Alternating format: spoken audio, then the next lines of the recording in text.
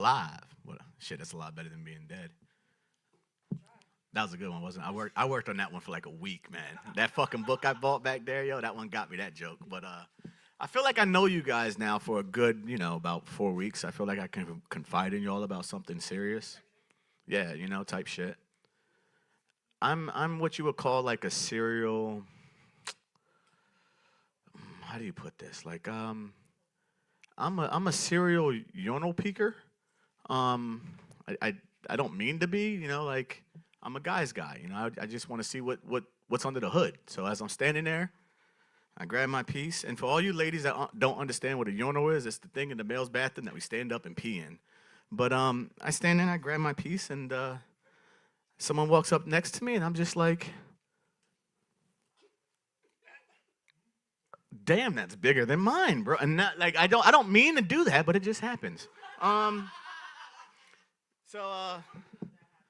Oh, all the time, especially with me. I'm notorious for that. I can't help it. I just do it, And sometimes I'm impressed, and sometimes I'm let down really bad. So it's a good way to tell, like, babe, don't talk to that guy. You can talk to that guy. Don't talk to that guy. You can talk to that guy. It's a good way of vetting people without even having to bullshit, But God, I never get better at this. Let me tell y'all something. I know I am racially ambiguous.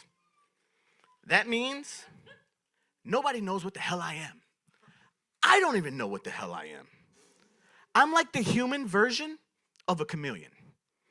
I'm like that cup of water that you have that you rinse your paintbrushes in.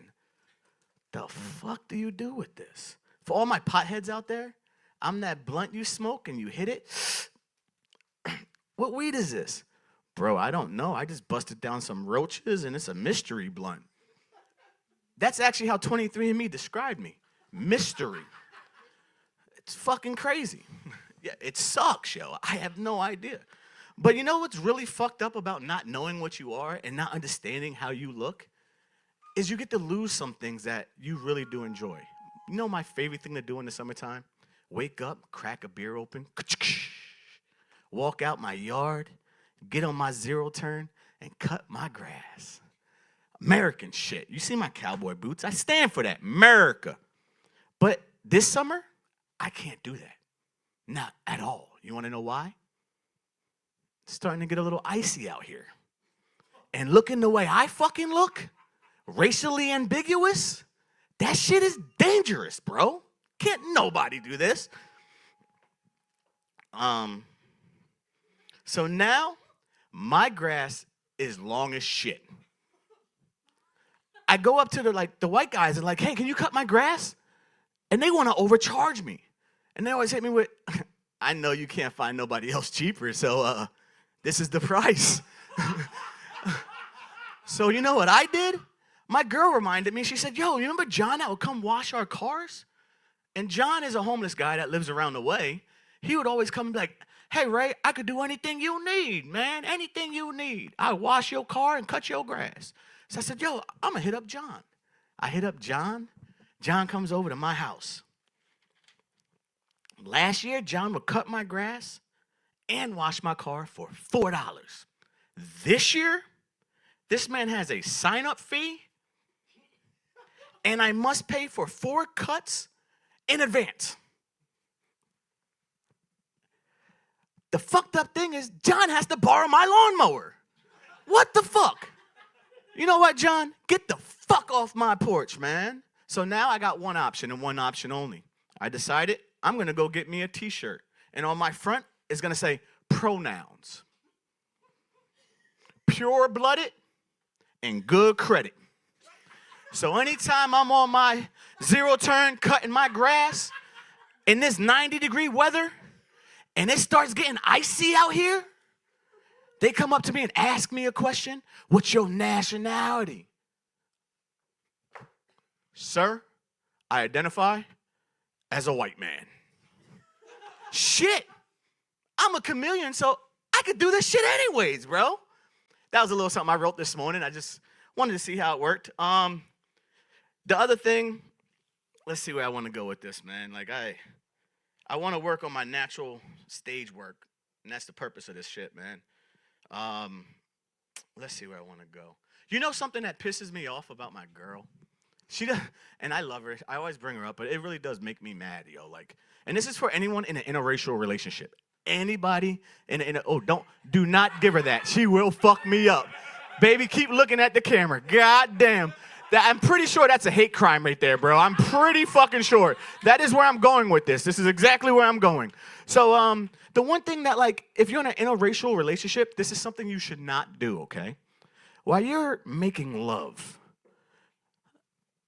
I like to pride myself on my stroke game. I got the motion of the ocean moving, you know what I mean? My sailboat be moving a little bit. Not fast, not big, but it be moving a little bit. But my girl wants to lay back, and as I'm hitting it nice and she goes, deeper, deeper. That's fucking racist. Are you kidding me? Not all black men got a big enough dick to go deeper. So why are you telling me this? That's fucking racist. Yeah, I don't like that shit at all, man. And when she says go harder, harder, I got a response for you. Oh yeah, as sure as you get tighter. Soon as you get tighter, I'll go as soon as you get tighter. Don't worry about it, baby. Watch this. I put my leg up on and everything. I'll go hard for you all day, tighter. So, yeah, man, life is something funny, man. Life is something funny. My dad called me the other day just to talk shit to me. He said, yo, I had a plan for you, brother. I said, oh, for real? What was that plan? He said, well, it's not really a plan. You kind of fucked it up. Well, your mama fucked it up. I said, damn, Dad, like, that's not a way to call somebody, but okay. He was like, well, what I'm trying to say is you should have been swallowed, man. Dad, it's fucking Easter, bro. Like, why? What the fuck? No, listen to me. I love you, though. Like, don't get it wrong. I do love you. You're my son. You're just no longer in my will. Well, you've never been in my will. Which fucked me up because my dad's a crackhead. Like, what will do you have, bro? Like, you're still talking about high school trophies you had, like, from high school. You're 65 talking about high school trophies, and you got bad credit and bad decisions. Yeah, I do that on my own, dude. I don't need your will, but, yeah, it fucked me up. But, yeah, that's pretty much what I have tonight, guys. I hope y'all enjoyed it. Getting a little more natural out here. Yeah, man. Guard your penises when you're at the stalls because you got cats like me out here that judge you on it. Have a good night.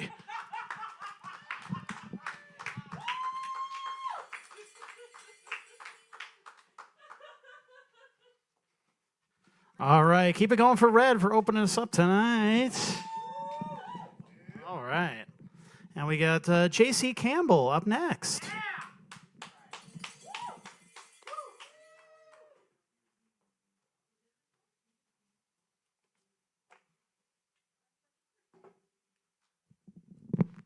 Dickson City, what up? It's my first time here. Thank you. Give it up for Rich Howells hosting this.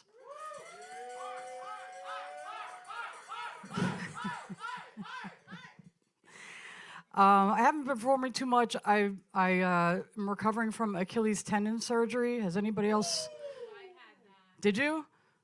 Nightmare. Absolute nightmare. It's a debacle.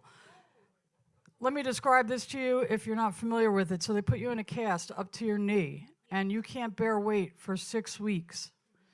So I'm on crutches, and I'm going from the bedroom to the bathroom, to the bedroom to the bathroom, to the bedroom to the corner, to look at the chair and the noose that's hanging from the ceiling as I contemplate killing myself, and then back to the bathroom to vomit. It's not good. I actually did manage to lose some weight, so that was a plus, which is kind of hard to do when you're bedridden. But I think that my husband Googled the minimum number of calories required to sustain life. For women, that's 1,200 calories a day. So if your Nurse Ratched feeds you 800 calories a day, you're going to lose weight. There's no getting around it. Now, he plans on having total knee replacement surgery in the next couple months. I think he's going to drop some poundage. I believe so. I'm gonna I'm gonna make him look like Dave Grohl from the 90s. So 3 weeks into this, I'm bored. I'm just binge watching TV, and I turned to him, and I'm drugged up, and I said, you want to fool around, honey? And he's like, absolutely. He's like, it's always been my fantasy to fool around with a 3-limbed lady. I'm like, okay. So we do it. Now, what they don't tell you is this: if you're going to have sex with a cast on, at least minimally one of the people involved needs to be wearing pants. Because he has got this road rash now on the back of his leg.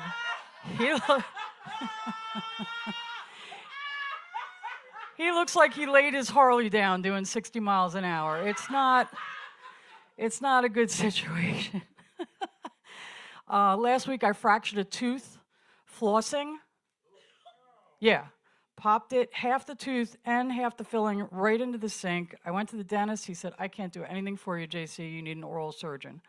Went to the oral surgeon. He said, you got 2 options. Option number 1, I'll shoot you up with some Novocaine, and then I'm going to twist and turn and pull and wrench, and then I'm going to drill, and then there's going to be vibration. And I said, I need to stop you right there, doc, because I'm getting a little turned on.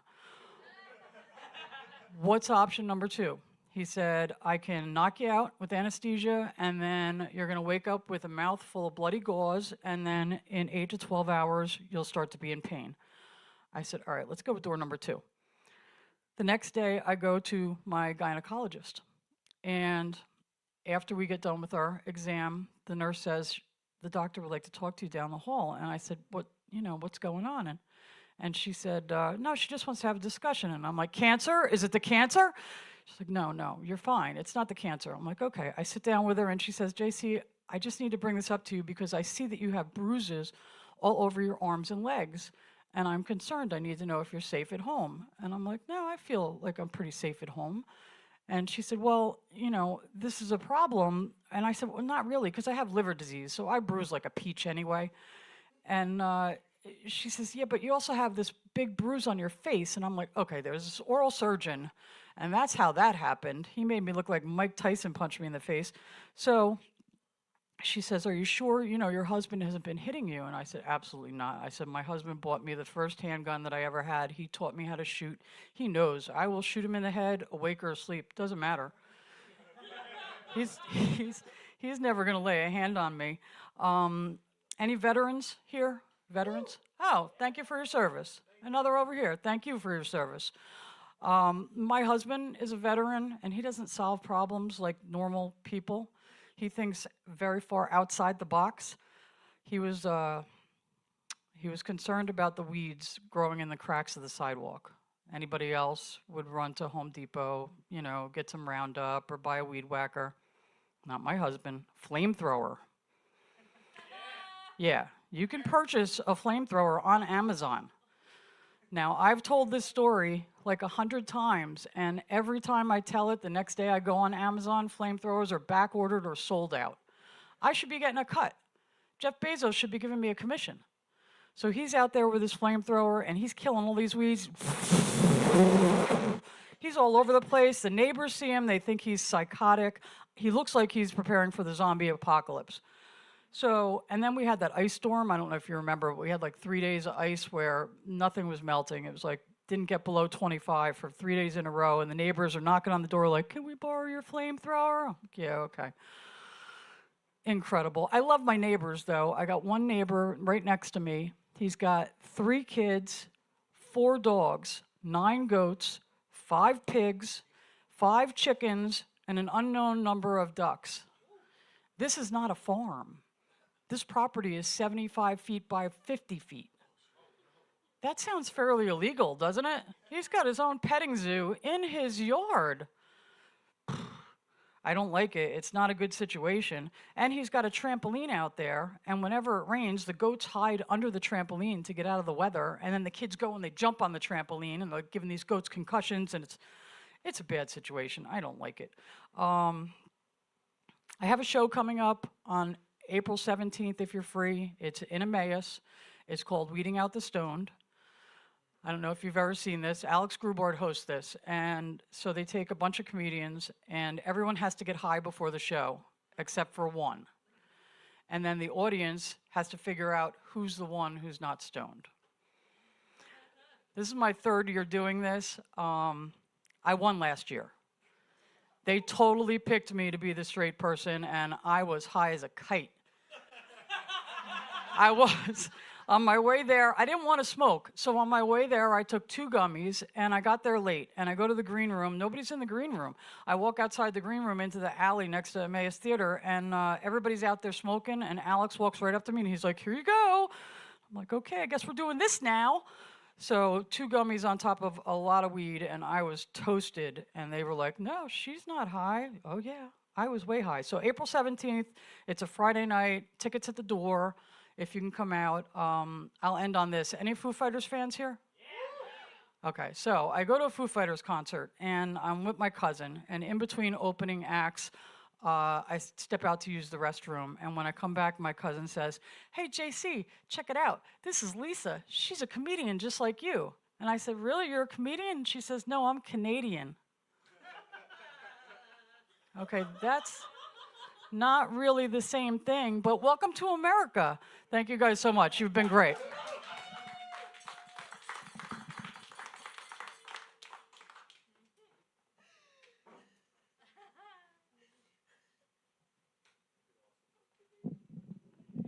And next up, we have Joey B. Donuts.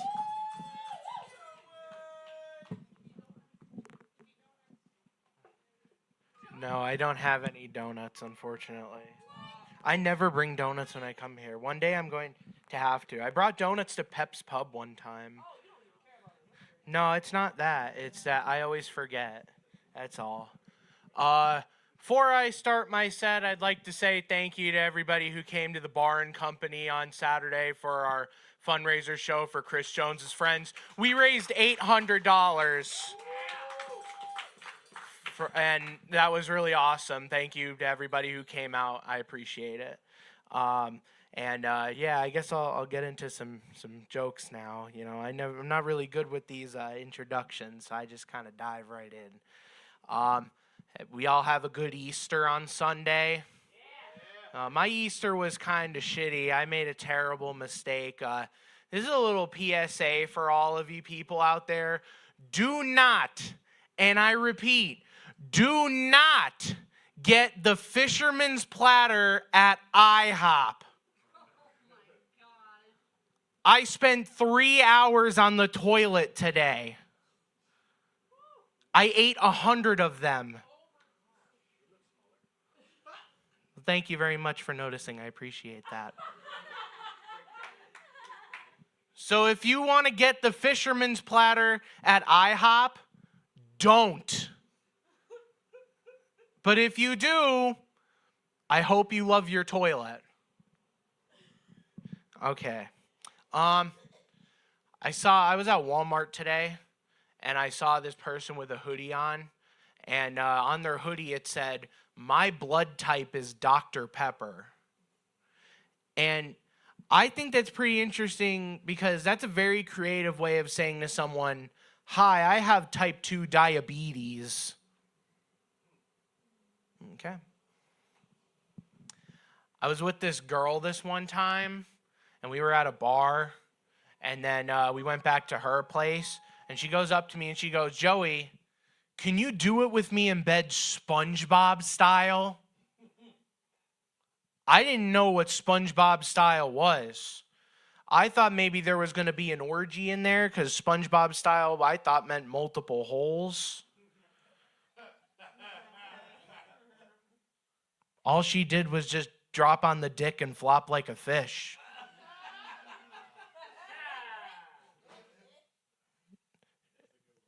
Thank you. Got a Ken over there with all his tattoos on his arm. He's tatted over there like a Chipotle bag. But you know, I can kind of relate to being like a Chipotle bag, except I'm not tatted like a Chipotle bag. I'm built like a Chipotle bag. It's because I'm big and I'm full of shit. Yeah. I do have a tattoo, though. I have it right here on my arm, you know. It's my only one. I plan on getting more, but I'm poor.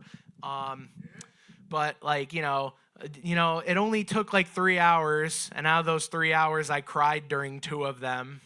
So, yeah, I'm not a tattoo guy. I'm just kidding. That's a joke. You know, I only cried for 1 hour. Anybody here ever been to a bar and they have the sign at the bar and it says, like, please don't do coke in the bathrooms? Anybody been to a bar with this sign? Well, it's not in every bar, but certain bars, they have this sign. Usually it's like an actual sign or it's a neon sign. It says, please don't do coke in the bathroom. I might be. But, I mean, the joke was on them because I like Pepsi. So I did 3 lines of Coke in the bathroom.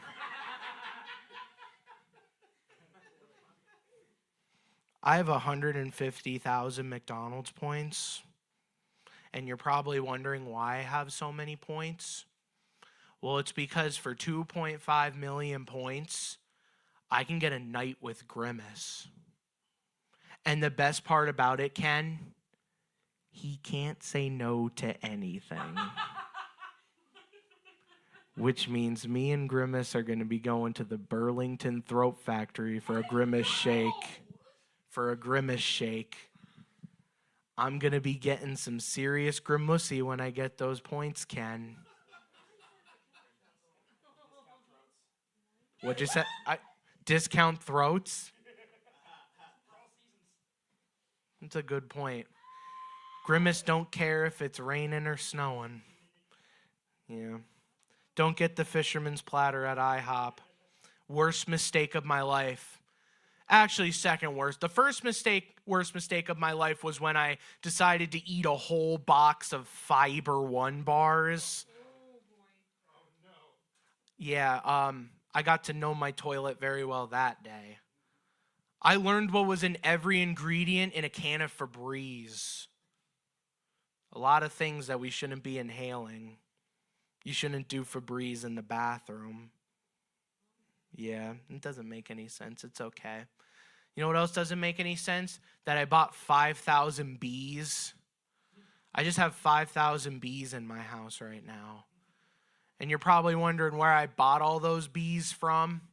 Well, it's easy. I bought them off eBay. You ever heard of eBay? It's like eBay, but for bees. I should also mention I bought 5,000 sea bass. My house smells like they got done doing it SpongeBob style. You want to know where I got 5,000 sea bass from? There goes the fucking joke. I tried to set something up and it didn't fucking work. No, you're good. You're good. Well, thank you. But I did get them off of Seabay. It's like eBay, but for stuff from the sea. Plenty of used car batteries on there if you need one. I also bought 5,000 pounds of ham. 5,000 pounds of pork, I should say. You want to know where I bought 5,000 pounds of pork? You're not going to believe this one. I got it off of Hamazon. P-Bay? No, that's where you can get the new P. Diddy album.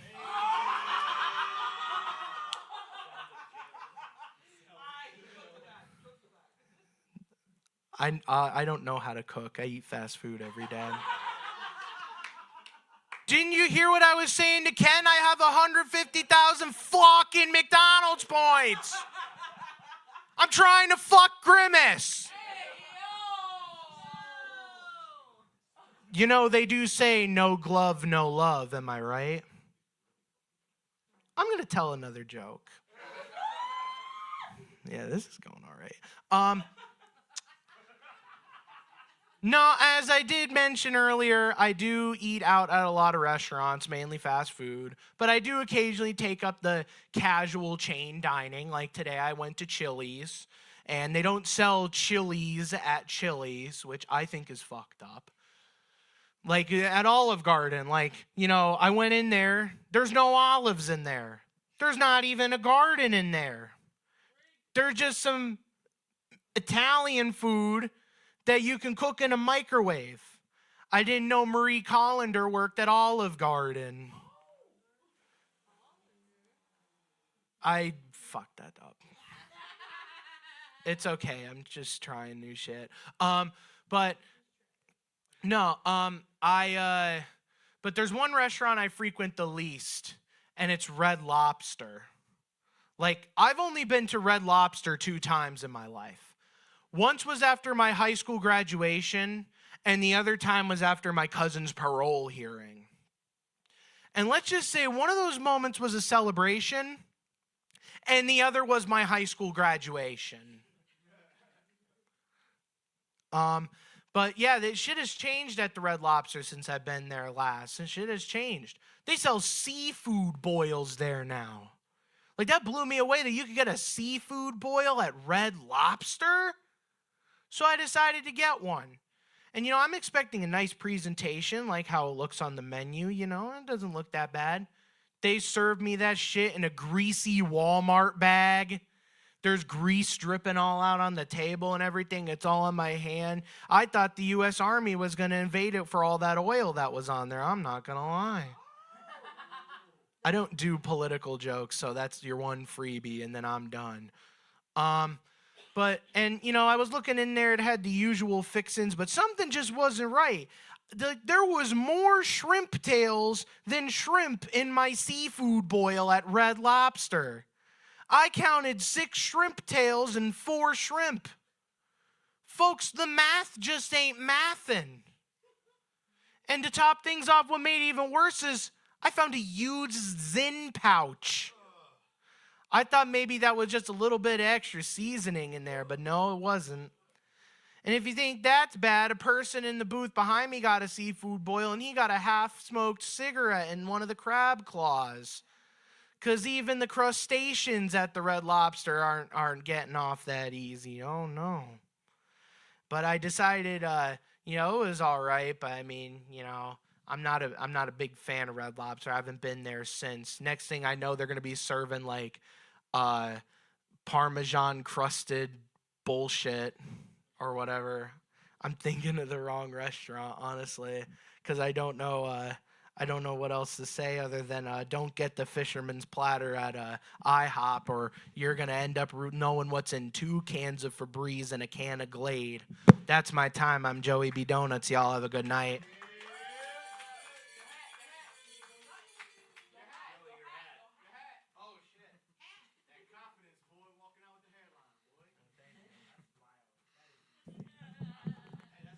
And next up we have Billy Craze.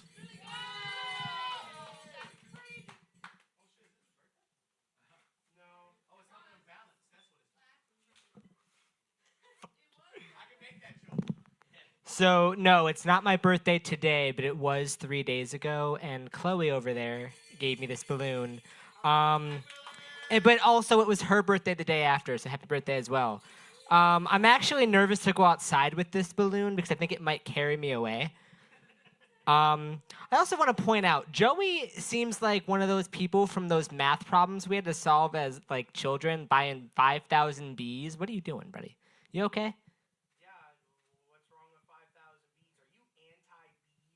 I saw the Bee movie, and that bee totally stole that man's wife.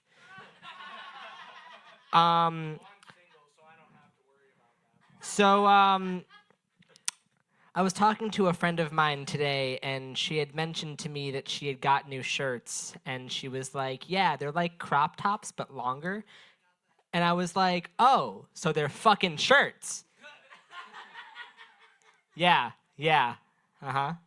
It's like crop tops, but longer. So, what does that mean? A crop top for a plus-size person. Okay, all right, so a shirt, got it. Anyway, Oh my God. longer. I hope so. That'd be sick. So I also don't get political. Everybody always talks about like fuck capitalism and things like that. And honestly, I agree. I prefer lowercase letters anyway. I sure am. I can't tell whether I'm / or /. Thanks, Sean. I'm probably like, yeah, probably. But like I said, I don't get political. But I do lean left, but that's just the way I stand. That is a new one, and I'm excited about it. Okay. So I feel like short people might have this issue. They really hate technology, right? I'm gonna explain why. Because when we were like younger, short people would be able to sit on phone books, right? If they had to reach the pedals of a car. Now it feels like we have to sit on iPad boxes. And how many iPad boxes do you think that's gonna take to actually work? You know what I mean? Like there's no, like those iPad boxes are maybe this thick. You know how many iPads you have to buy to get, whatever, not even gonna bother. Because fuck iPads. Anyway, I recently got a text, speaking of driving, I recently got a text that I have a traffic violation. And the weird thing is like I replied back, I'm like, listen, like God took away my ability to drive years ago. Like I don't understand what you're talking about here. It turns out it was a scam from India or something. That was pretty cool. Yep. Yes, they have cars in India. That's a great movie, by the way, Cars. Anybody?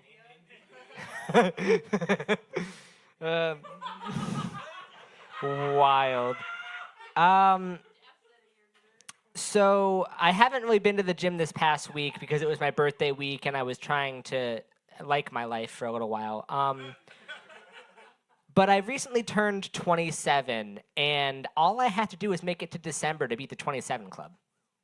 Because, you know, Kurt Cobain died like 6 months after he turned 27. All I gotta do is make it 8 months after 27 and I'm in, you know? But anyway, I started going to the gym recently, and I broke a record on biking, which was pretty cool. I biked 1.75 miles in 10 minutes, which might not seem like a lot, but for me it is. I was so excited. I was like, yay, I broke a record. And then 2 days later, I felt like, yay, I broke my leg. No, this is a joke I've just been doing because I'm trying to think of a better tag for it. But thank you for saying again. That just proves that I've been doing the same material for the past couple weeks. Thanks. Girl. I am not dedicated to the gym at all. Buddy, I go maybe once a week. And that, if that. And honestly, I wish I can go more, but like I Uber everywhere. And like I might be verified on Uber, but that doesn't get me many like perks or anything. I have to Uber from one thing across the street, my job at where I'm not going to name anyway. And then I have to Uber across the street, and it's $7 to Uber across the street. Yep. Yeah. Yeah. Did you say just walk? That's crazy. You know, I was saying I wasn't going to name it, but yeah. No. You named where I worked. Yeah, huh? Well, I mean, anybody in this area knows what that is. Whatever, no big deal. But no, I was just told to walk to the gym. Do you realize how big of a hill that is? I wouldn't have to do cardio at that point then, though. Yo, at that point, I would walk home. True. One of these days, I want to be built like Johnny Bravo. That'd be pretty cool. Yeah. It's true. I literally want to be built like Johnny Bravo. That'd be sick. Let's see. I had some other things I wanted to talk about today, and I forgot what they were. So I'm gonna look in my notes, my other notes. How was everybody's Easter? Actually, I'm gonna get there. Okay. Okay, Joey.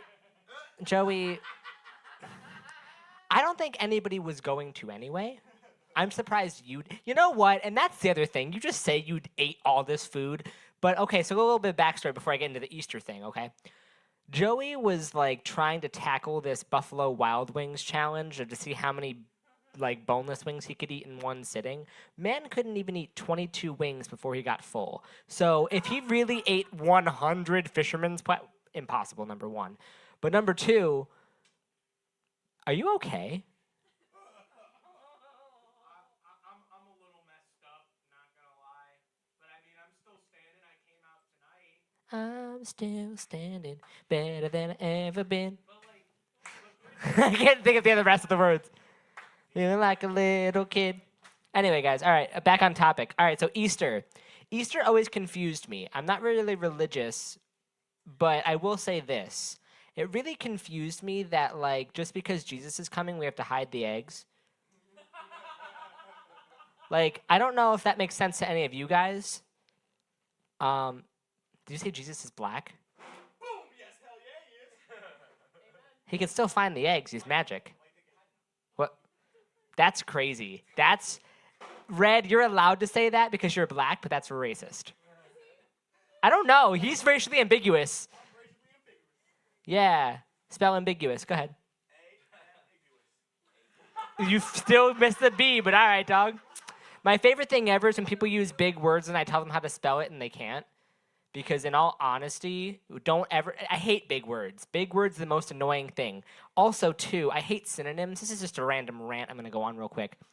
I hate synonyms because what does the word koi mean? Fish. No, fuck you. What does it mean? It means what? Okay, and how many letters is koi? And how many letters is shy? Then fucking say shy! Fuck! I hate that. No, I hate that so much because, like, why do they have to make the same word, but fuck it, never mind. I hate that shit. I hate when people use different words for, like, words that they could just, be simple about. I recently found out that koi meant shy, and I was more pissed finding out that they were the same amount of letters. What else could I talk about? Fuck, I guess I could just say random shit. I did see the Mario movie, but I'm not going to give any spoilers. But apparently he has a big dick, dude. I'm just kidding. Fuck, it's a joke. He didn't get to fuck Peach in this one yet. I'm waiting for it, honestly. No, can you... Yo, probably. Can you imagine? 3 more... Dude, yeah, we have to wait another 3 years for another hour-and-a-half long movie. I'm so pissed off by that. Yeah. They're doing another one in 3 years. It takes 3 years to do all the... By the time they have released the movie, they're already working on the next one because that takes like 3 years to do. But yeah, Mario movie... People tell me I look like Mario. And I think that's kind of racist. Although I do show some crack sometimes, so that makes sense. No, yeah, the Mario movie, that was cool. I'm trying to think of what else. I have a joke about that somewhere in my head, and I can't think of what I want to say about it. Sean, I'm just looking at you for inspiration because I feel like you're going to transfer a joke I had in my head down to my mouth. What up, Birdie? Oh, shit! Okay, so I want to talk about this. I got to talk about this. That's crazy. That's awesome. I'm going to talk about this real quick. So every week now, Robin comes at me with a slur, or what she calls a slur. Really, it's just a name she calls me. And what? I forget what last week's was. Good, that's what it was. Glorified quarter pounder. I was getting a little bit road rage today when I was driving with Summer, and I thought of a really good one. It was Jizz Pocket. Buddy, everybody's a Jizz Pocket. Listen, hear me out. Listen, hear me out. You either are the one that supplies the jizz, or you're the one that has... Never mind. We're not going to go there. Either way, Jizz Pocket. Get it? Because that was Hot Pocket theme, but okay. Oh, God. Never mind. We're not going to go into that. You missed my capitalism joke, and you love... I love you, too. Fantastic. By the way, Robin's mom, my mom of the scene, and there was a little bit of a dispute on Facebook because I did, okay, so there's a couple on Facebook that I am friends with, and I commented on their, like, Happy Easter post, and I was like, oh my God, Mom and Dad, because, I just call everybody Mom and Dad. My dad's dead, so you gotta figure out that situation. Anyway, And then Robin randomly was like, "What the fuck is this?" And I was like, "Yo, sorry." Todd, yeah, Todd and Kayla are my other mom and dad. So I love. Well, Todd makes sense because he's as tall as I am. Todd is something. That is very weird. I don't think I would call him dad if he was my brother. Yeah, what is this, Alabama? Big wheel, keep on turning. No? What the fuck am I? I was added to a group chat and I don't even want to be in it. Listen, I'm in so many group chats right now, it's kind of alarming. Okay, I'm going on a rant by accident. I apologize, Rich. I want to just talk about this real quick. April 25th, actually, I've already been doing comedy for 3 years, but my anniversary spotlight comedy show is happening April 25th at the Bar and Company. I'll be doing like 25 minutes or the best I can. And I will be having Sarah Cartwright featuring. It's also going to be her birthday that day, which is cool. Sarah, thank you for taking time out for your birthday to do a show with me. I appreciate that. We've got Jake Bermel and Rob Random hosting, $10 at the door, and all proceeds go to the fact that I'm cool. All right, thank you guys so much. Have a great night.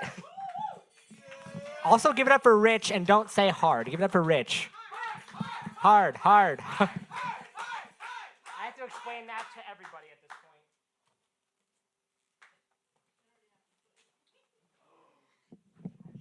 Speaking of anniversaries, since our first 1 year anniversary here is next week, think about what you want to do for that, how you want to celebrate, if you want to do something special for it, if you want me to get a cake or something like that. But yeah, we'll figure it out. But think about it. And we got one more comedian for you, I think, because I haven't seen Al. Oh, there he is. He's hanging out in the back. We got two more for you. Next up is Sean Wheeler.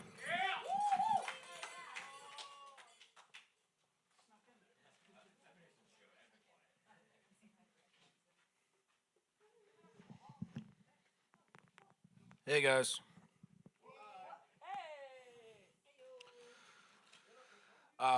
I've decided while I was standing over there that we're gonna do a benefit for Billy to raise up money for a Jazzy so he doesn't have to Uber across the street anymore. We used to help the elderly cross the street. Now our disabled people have to Uber there. That's crazy, dude. That's really crazy. I didn't know that. And if I knew that, I'd be roasting you about it more. I was watching a video earlier today of women protesting Epstein, but it was in like France, outside the Louvre. You guys see this? They were. No. You're supposed to pronounce the R. I promise. Yeah, I know what that sounded like. It's all good.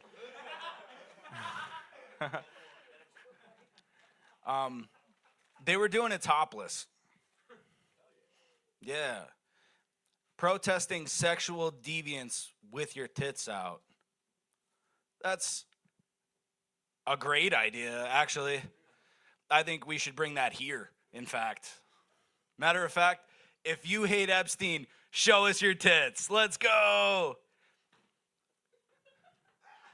You guys at home, they all totally did it, for sure. It was crazy. You should have been here.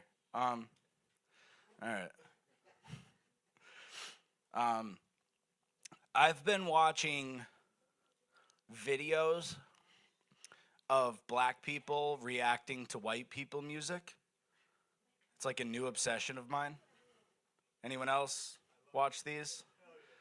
It's videos of black people reacting to white people music, like classical rock and stuff like that. And they get so hyped about the music that, and I love it, honestly. I watch every one of them. But they might be making fun of me. Part of me is like, they're probably making fun of you, dude. And then the other's like, no, of course, they just get it now, right? He gets it. I'm right about this music. That's what I'm looking for approval.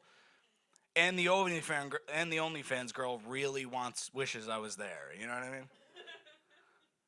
All right, that's as far as I got with that bit. I don't know what else to do with it. You guys know about drugs? You guys know stuff about drugs? You ever heard of hard? I know I'm not talking about rich.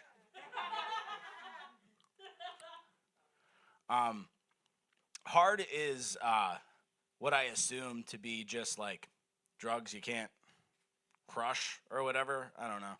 Like crack or meth, like just like hard to the touch. As opposed to soft, which is just the gay drugs. Or maybe not. I don't know. Maybe gay drugs can be hard too. I don't know much about the sexuality of drugs. Anyway, a friend of mine hit me up from back in the day, asked me where he can get hard. Just like you, I'm like, hey, there's a good strip joint down the road. Turns out I was right though, because that's where he overdosed.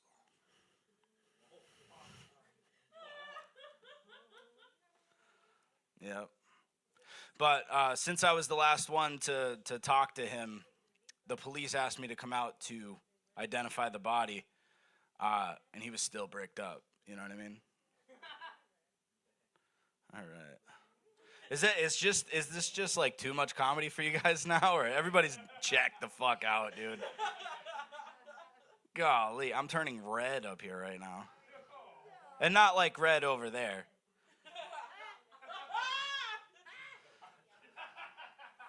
Yeah, it'd have to be more ambiguous than that. Red said that he can be a Crip because he's crippled or whatever, but with a name like Red, you can't. It's purple? Are you that too? Huh? Red learned the word ambiguous today. That was all I was really going to work on anyways. You guys heard the jokes last week, I guess, so it was whatever. Thanks.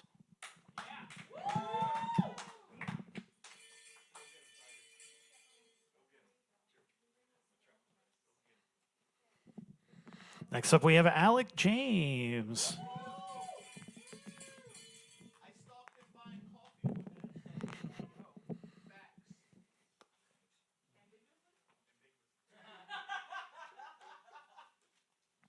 I don't get the hard joke. What's hard? Like what did I miss? Okay. So it's hard, yeah. Boing, you know what I mean?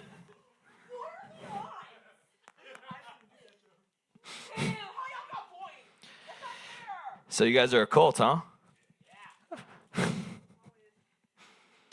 Huh. You know what's funny, Rich? I didn't hear you say end up next. It was Alec James, but here I am. And by the way, coffee and art, I'm promoting that today. Bingo! Right across the middle, if you don't mind. Yeah, don't give that to me. I will ruin the bingo very quick. So this past weekend was Easter. Yep. Jesus Christ came back, rose from the dead. But I didn't get an Easter basket.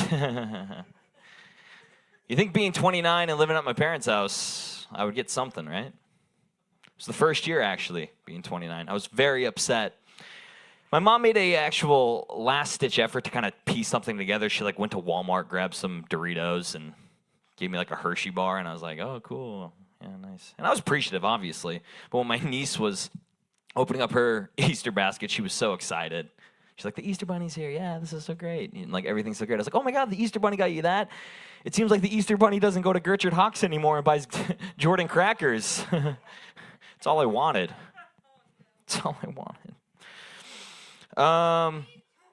Just trying to work on some stuff today.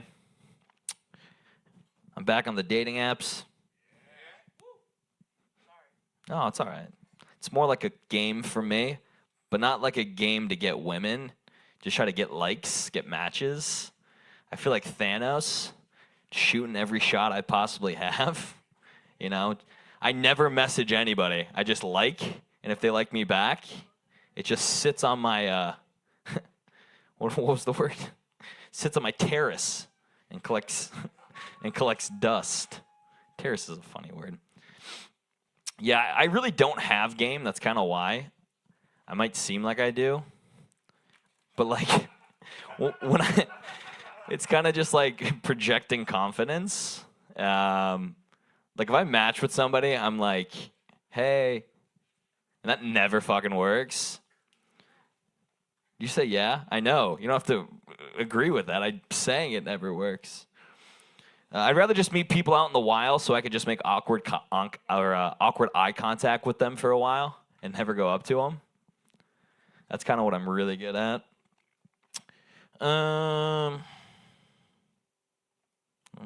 Yeah. So I met someone the other night when I was out. I didn't really meet them, but it was just like I was in a group and that person was there. And there's always that awkward interaction of meeting a woman and who has women friends. And they're older, but you don't know how old they are. But it's like a cardinal sin to ask somebody, especially a woman, how old are you? So I've gotten kind of... all right, let me restart that. They say never ask a woman her age, and every time I always do, they'll always come back to me and say, how old do I look? Or how old... Yeah. Oh, this is awful. I'm going part 3 here, starting again. All right. This is the premise of the joke. They say to never ask a woman for her age. Okay. Every time I always ask them, they always go, how old do I look? Yikes. That's a, have you ever looked a shotgun down the barrel? That's what it feels like when you ask a woman her age, and they, never mind. We're going to get there. I'm just going to keep going with this. I'm going to muscle this one out. I tend to tread lightly in those situations. I always appease to the woman that I might be talking to. You know, if they're 40 years old or they look 40 years old, I usually give it like a 7 to 10 year buffer to make them feel a little bit better about themselves. And they usually do. It usually works. Once in a while you miss, and the girl's actually a lot younger than she looks, and then you feel bad. But when a woman asks or guesses what my age is, I'm always offended if they go too young. You know? Like, when someone thinks I'm 29. If someone thinks I'm 24, I'm like, am I giving off childish energy? You know, I'd rather be seen as like a 35-year-old. It means I'm put together. I have a career, you know. I can have good father tendencies. I got to go somewhere from there. I want to tell my story again that I told last week about how I almost got into a fight in Fishtown, Philadelphia. I'm not a fighter, I'm a lover. I actually believe that they got bingo because I said the entire thing, and everyone should have bingo. Bingo. I've said almost everything. Buckle your fuckle and listen up, okay? There's different cards, you dumb buckle. Oh. I'm sure some of these are on all of them. You don't have buckle my fuckle? I don't have buckle my buckle. Oh shit.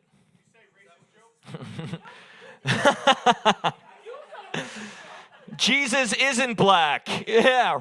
Is that racist? And India doesn't have cars. All right, so when I was in Philly, again, Fishtown, with one of my best friends, the kid's 6'6". He's a tall mother trucker.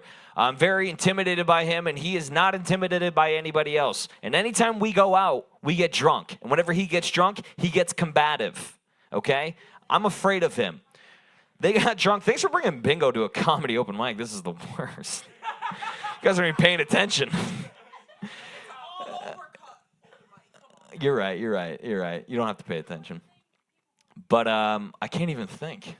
All right. Long story short, I twisted the guy's dick, or I threatened to twist his dick. Another joke I'm trying to work on. I'm trying to be a runner.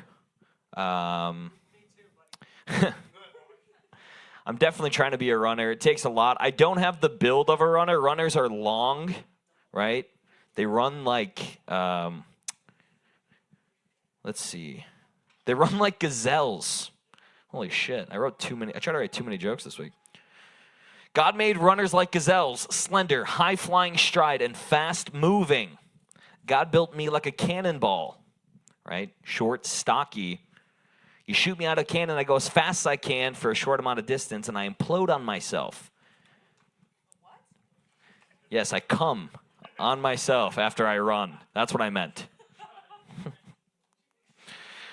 I bring pitbull energy to a gazelle party. Okay. Good job, Alec. These are really good. These have legs. Anyone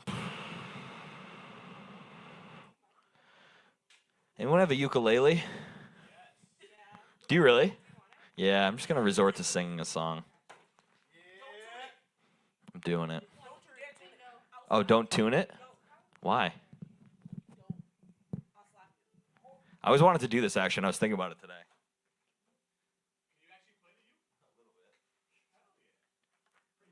Not like legit.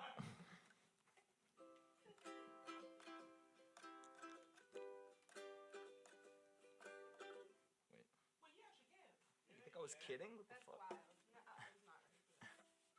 This is so hard now.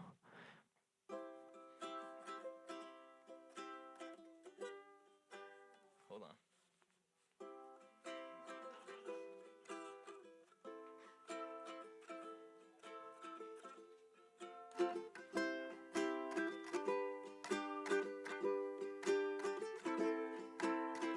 Okay, here we go.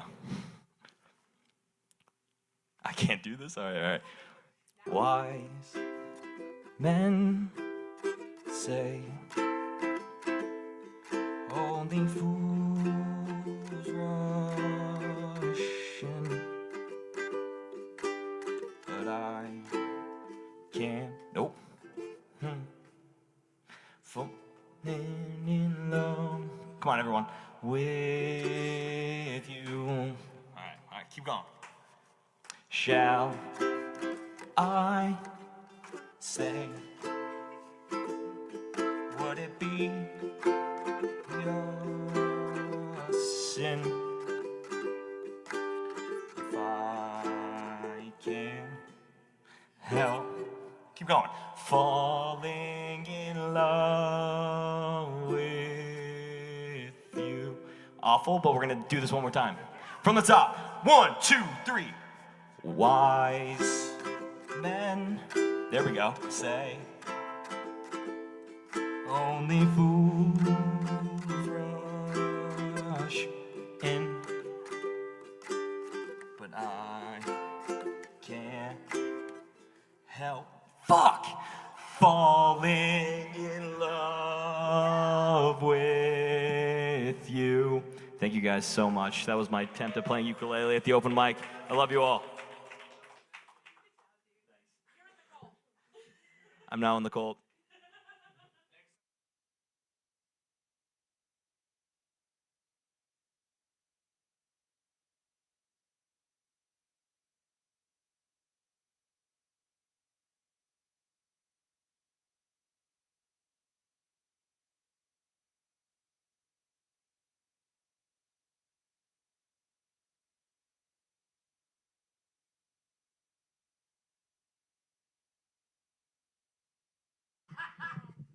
I'm glad somebody got that.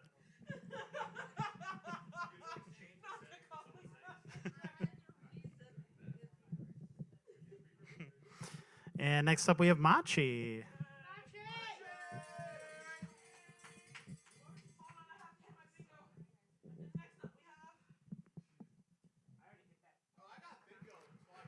What else am I supposed to say, by the way? Like, how do I avoid saying up next is this person? You're not supposed to. Right. You're not supposed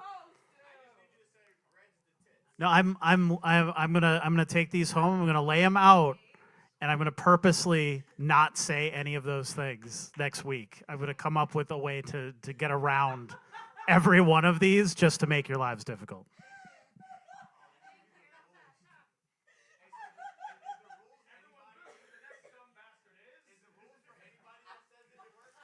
Everyone boo that man. Only for a second, because we love hard. Give it up for hard, hard, hard, hard, hard, hard, hard.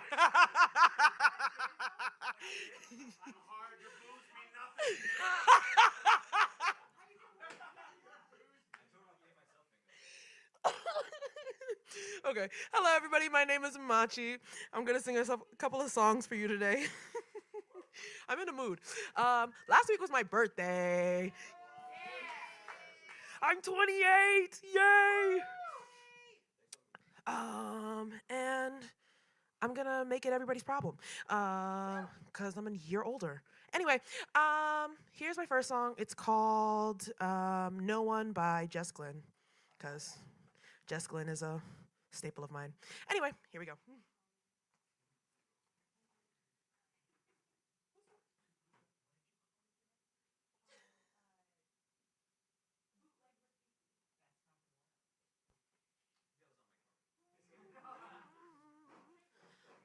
Oh,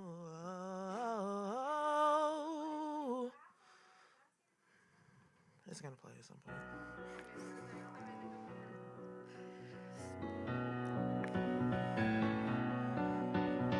Swimming in the deep end with nowhere to go. My body's on a journey and my mind can't let go. I'm falling into nothing. Tell me what is the truth? Thought I knew where I was going. Now I know I need you. They say you're no one until you're somebody to someone. They say you're no one till someone misses you when you're gone. And I feel like I let you down. It's me now who's reaching out. I can't do this on my own. They say you're no one till you're somebody to someone. I hit the ground running, trying not to give in. Every step is a hurdle. Don't know where I begin. Holding my arms wide open. Well, kind is the truth. Thought I knew where I was going, but now I know I need you. Say you're no one until you're somebody to someone. They say you're no one when someone misses you when you're gone. And I feel like I let you down. It's me now who's reaching out. I can't do this on my own. They say you're no one until you're somebody to someone.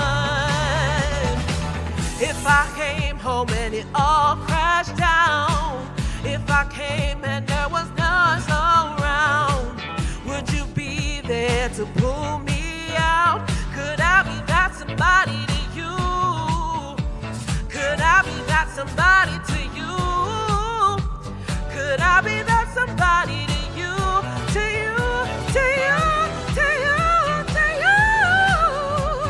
Could I be that somebody to you? Say you're no one until you're somebody to someone. They say you're no one till someone misses you when you're gone. And I feel like I let you down. Me now who's reaching out.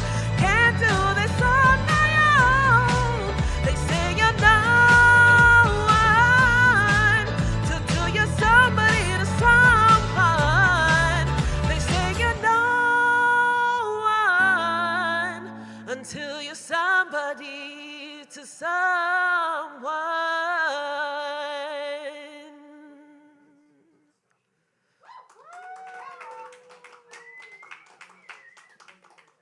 Ooh.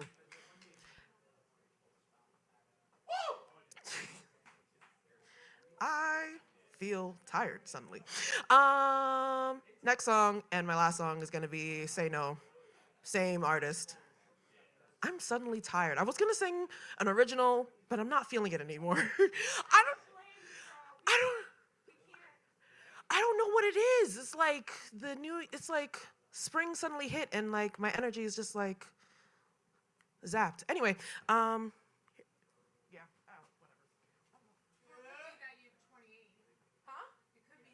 whatever. Life is about to hit you hard.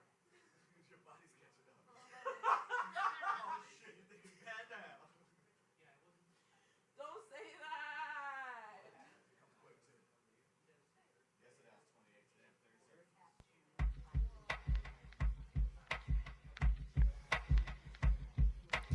I've been missing the moon, sleeping under it all.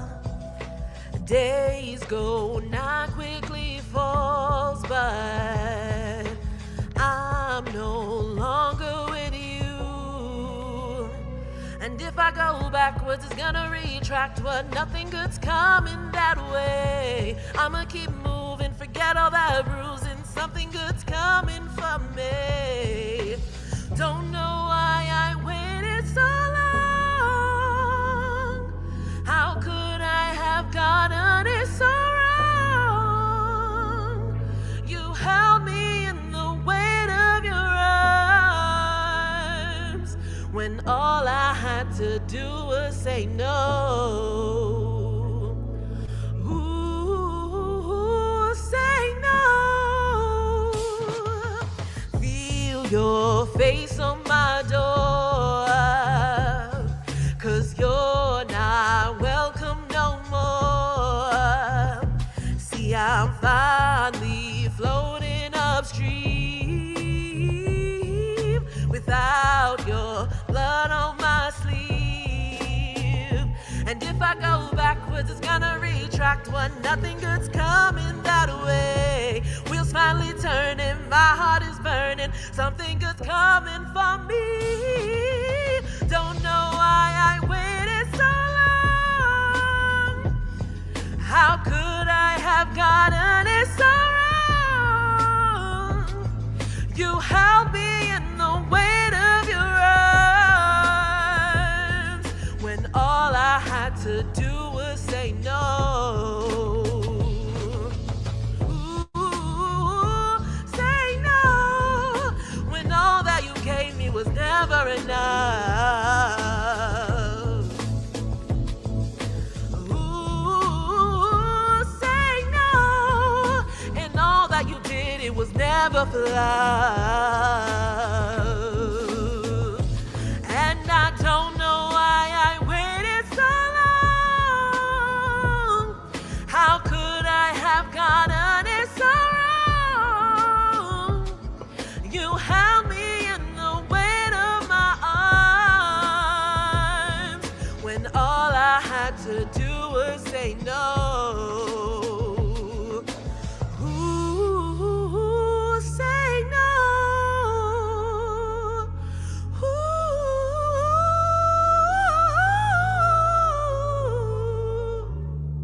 Oh, don't know why I waited so long. Ooh.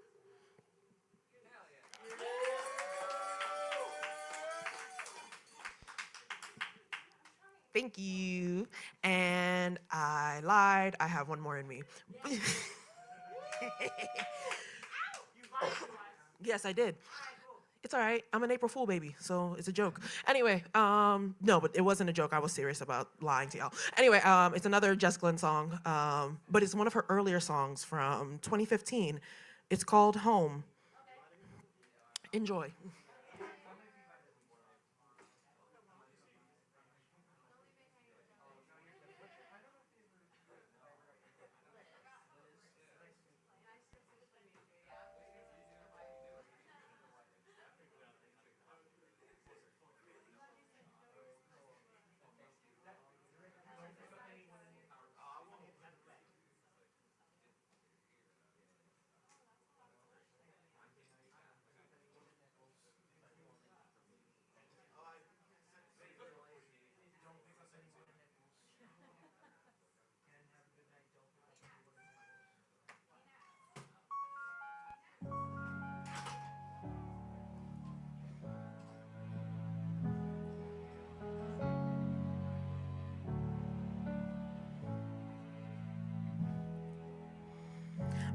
wrapped up, so consumed by all this hurt. If you ask me, don't know where to start. Anger, love, confusion, roads that go nowhere. I know there's somewhere better, 'cause you always take me there. Came to you with a broken faith, gave me more than a hand to hold. Called before I hit the ground. Tell me I'm safe, you've got me now. Would you take the wheel if I lose control? If I'm lying here, will you take me home? Could you take care of a broken soul? Will you hold me now? Will you take me home? Will you take me home? Will you take me home? Will you take me home? Will you take me home? Hold a gun to my head, count 1, 2, 3. If it helps me walk away, then it's what I need. Every minute gets easier the more you talk to me.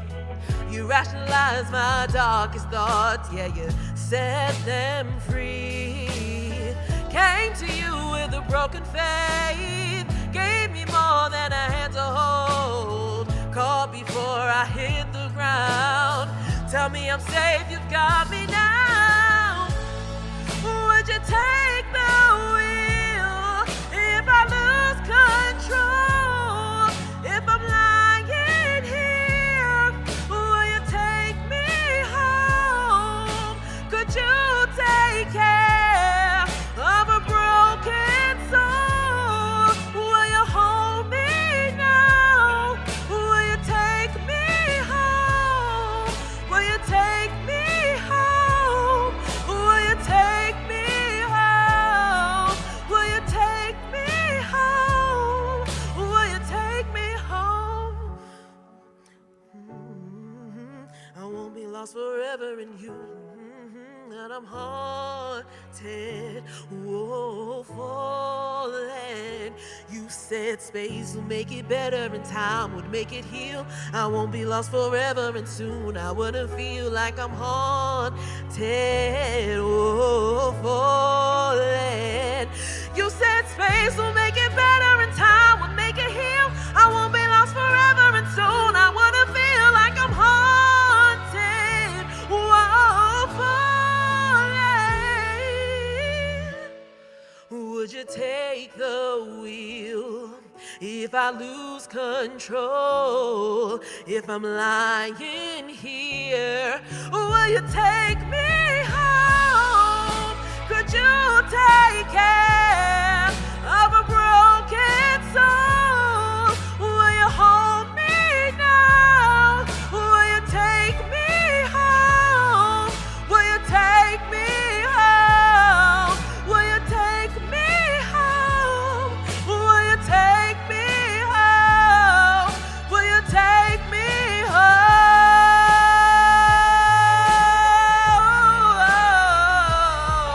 Will you take me home? Will you take me home?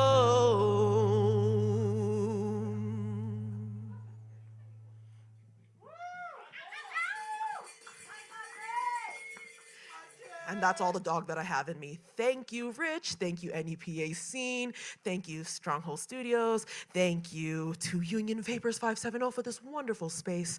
And thank you, Ken. Thank you, everybody. Have a wonderful night. Bye.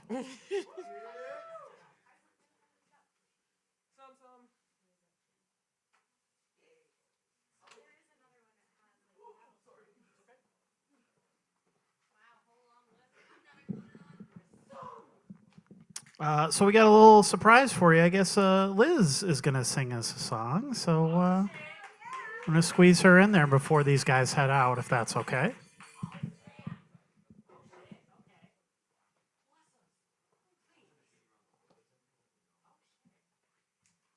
Well, this is a surprise to me as well. Um, so I am woefully unprepared, and I don't have any music, so I'm just going to do a cappella. And I'm going to sing Used to Be Mine by Sarah Bareilles. Oh, shit. Okay. I have it. That's okay. Uh-huh.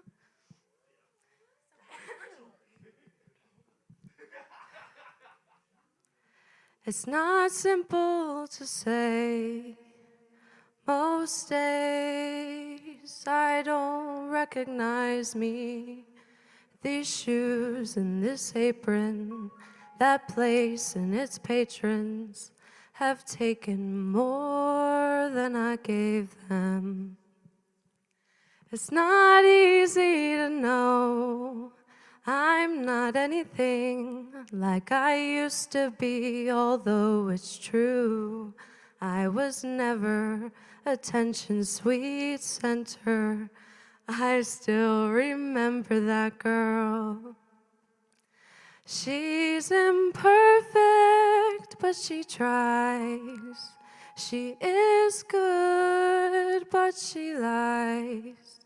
She is hard on herself. She is broken, but won't ask for help. She is messy, but she's kind. She is lonely most of the time. She is all of this mixed up and baked in a beautiful pie. She is gone, but she used to be mine. And it's not what I asked for. If I'm honest, I know I would give it all back for a chance to start over and rewrite an ending or two. For the girl that I knew, who'd be reckless just enough, who get hurt, but who learns how to toughen up when she's bruised, or gets used by a man who can't love.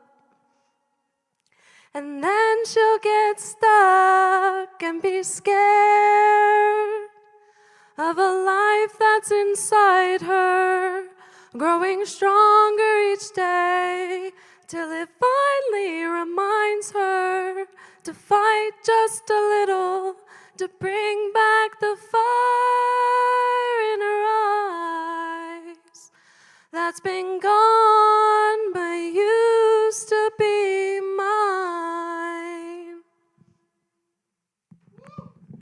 Thank you.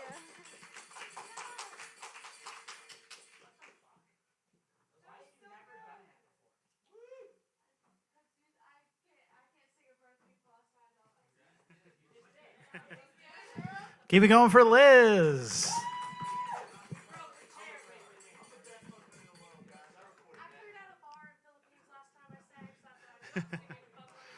Very nice job. Very nice.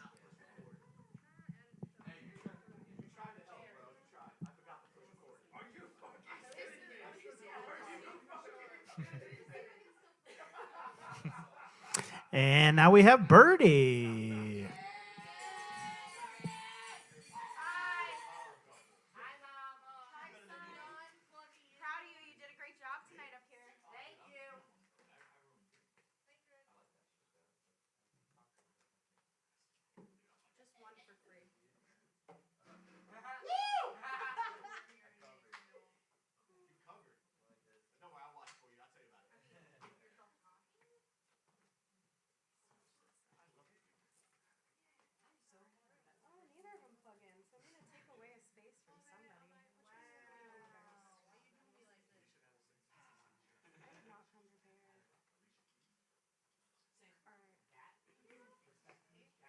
Oh, and I don't have my flyer up here either. I'm such a dingus.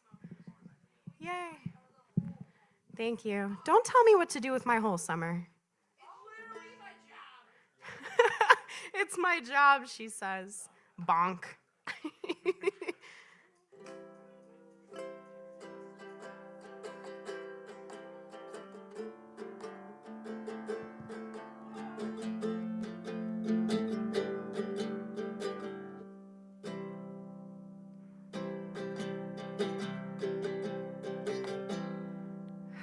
you feel about that, Summer? You happy with that? She gives me a What's going on, guys? It's me, Carcass. I'm gonna do a couple of songs. One of them is a song I wrote last year around the time Elements Festival was happening. Gonna give somebody on the bingo card a space. I haven't played this one in a while, so we'll see how that goes. Yeah, you want to adjust? I don't want to. Ooh, it's like teeter-tottering on the DI right there. Hell yeah. Another one of them is going to be for a project that I have going on called Raven. Kenny was supposed to be here tonight, but he wasn't feeling up to it. So if you guys come out to the V-Spot tomorrow, you're going to hear 2 new Raven songs. And we may not put it on the live stream either, so get there. And then we'll see if I want to play one on the uke, because I really don't want to be shown up by a guy who just goes, hey, does somebody have a uke? And then plays like that. That was good job to you, sir. So this is called Got Love.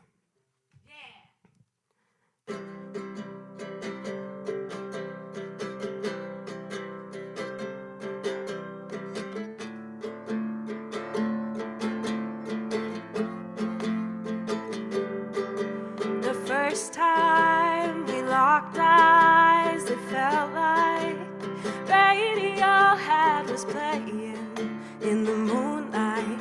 It was just right. And the next time that I came around, I was feeling down, and you picked me up and spun me around, put me back on solid ground now. Every day feels like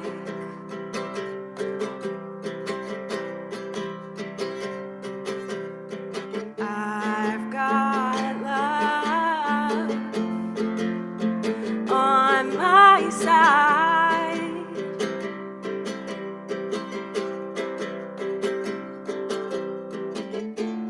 And I believe I'll be just fine.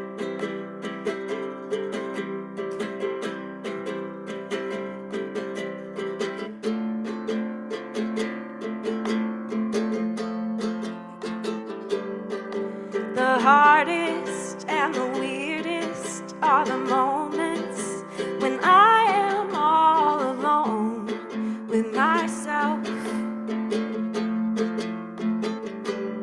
So I think of your voice and the words that you'd say to me if you knew I was a mess. But now every day feels like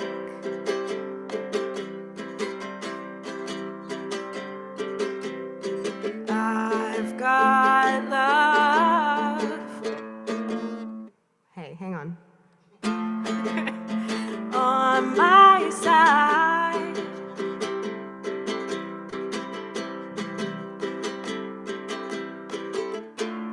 And I believe I'll be just fine.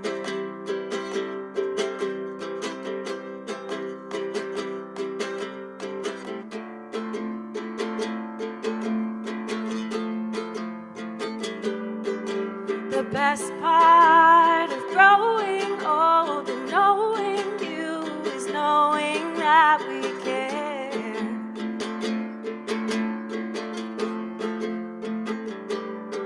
And I know how I can be, so I'm sorry that I don't make it easy to be there. But now every day feels like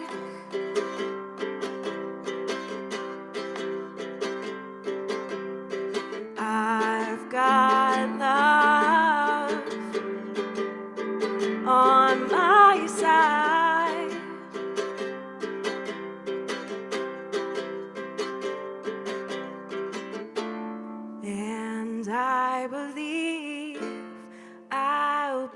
just fine.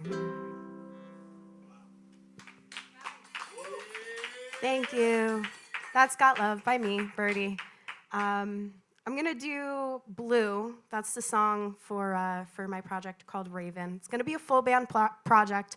We're playing here May 2nd. It's the first time we're gonna be playing all of our original music.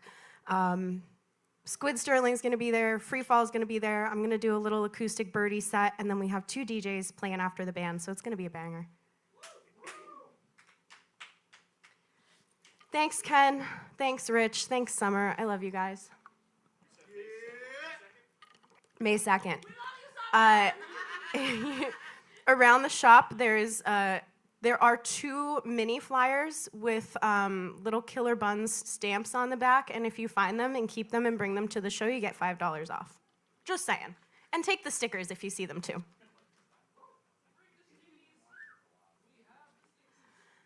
Okay. Let's see here.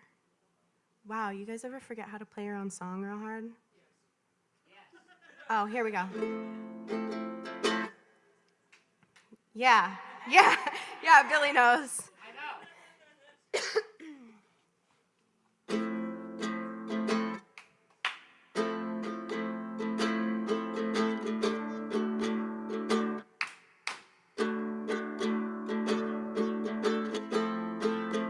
Tried to write a song last night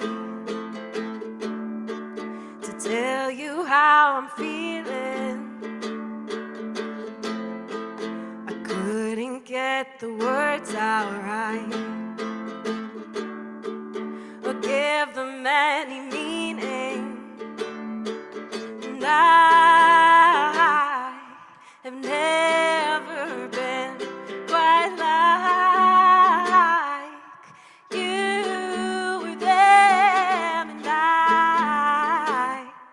have tried, but never again will I break or I bend for them.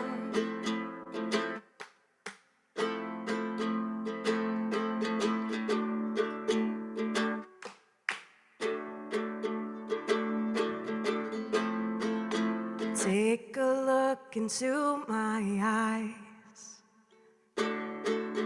Tell me what you see in there. It shouldn't come as a surprise. I'm used to when they stop and stare. And I have never been quite like you with them. And I have tried, but never again will I break or I bend for them. Yeah.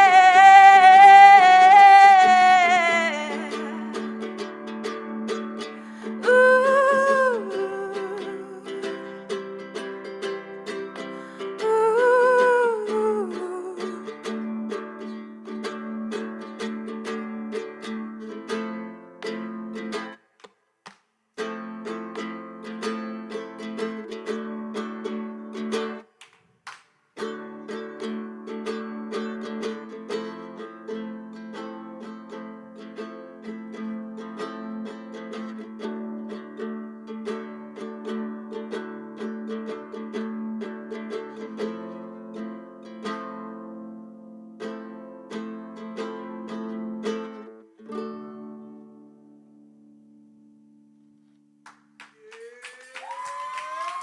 Thank you.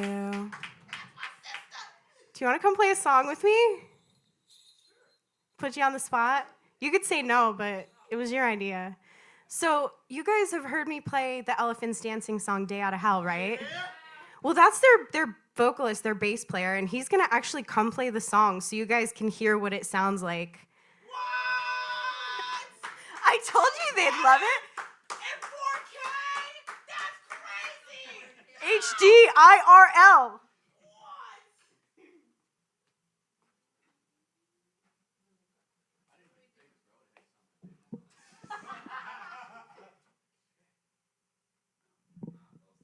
Would you like to stand or sit, Mike?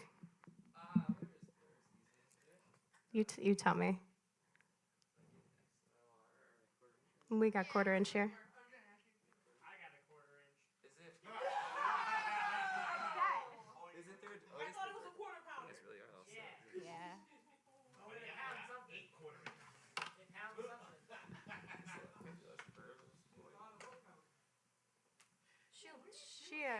Summer's got sound stuff here. She'll tune you up, make you sound real tight. Can I a little less verby voice? Verb scares me. You should see when she uses it as a punishment. Verb makes it a little more unforgiving. Woo! Okay. Oh, damn. Yeah. Them snares will be your verb. Oh, no, I'm shutting that shit off.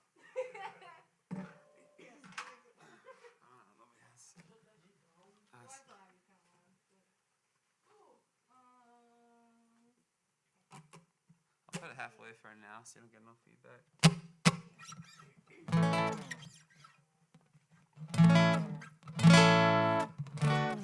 Oh man, I played bass.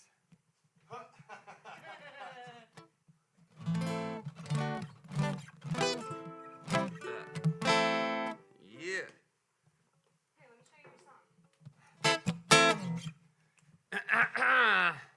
Hello, everybody. I thought about you. I thought about you. I thought about you. I thought about you. I was having the day out of hell, thinking all I do will fail. Anxiety is the cell in my mind, is the chair. Was it all for nothing? Will I stand for something? I don't wanna miss my chance. Feeling the stress of the rat race contest. I know I'll never be the best. I was at war in my head, but I won in the end. I thought about you. I thought about you.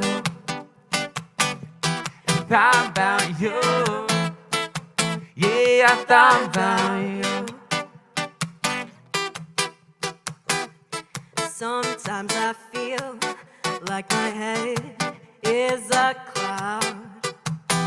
My identity is searching for a way out. Over and over again, the wheels turn, digging me deeper and deeper till it all burns. I just try to take it one step at a time. It works and it doesn't, depends on the night. Sometimes I can't sleep, sometimes that's all I do. Gears always turning, like what can I do? I'm just wasting time, feeling down on myself. Pick up your head, we'll go take it ourselves.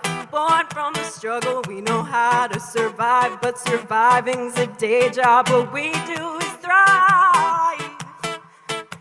And I thought about you. Thought about you. Yeah, I thought about you. Danny's first guitar solo ever goes right here.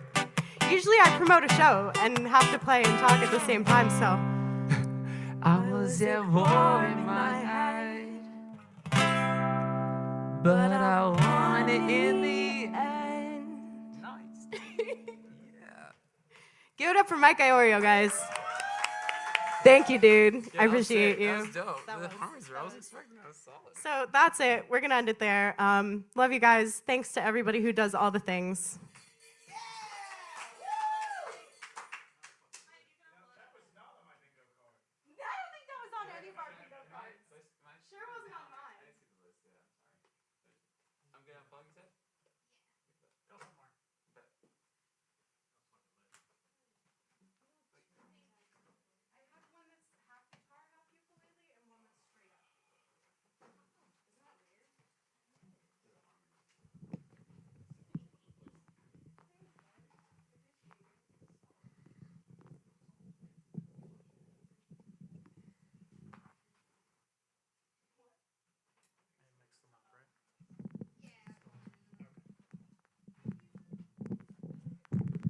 And next up we have Beta.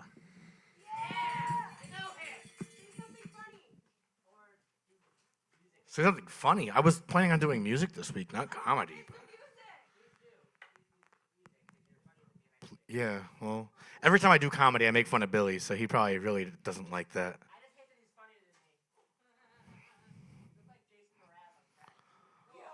You know what's funny about that? I feel like Jason Mraz on crack, so all's good, all's good. We're gonna do actually an all original set tonight. The first one is an original style cover, but it's still an original for, you know. So this first one by a guy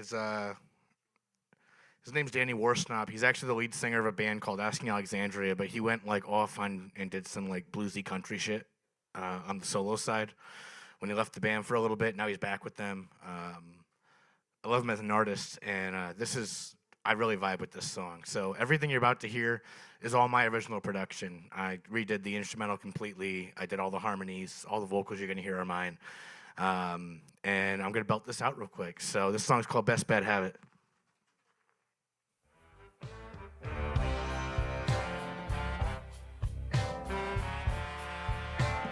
How we feeling, Union?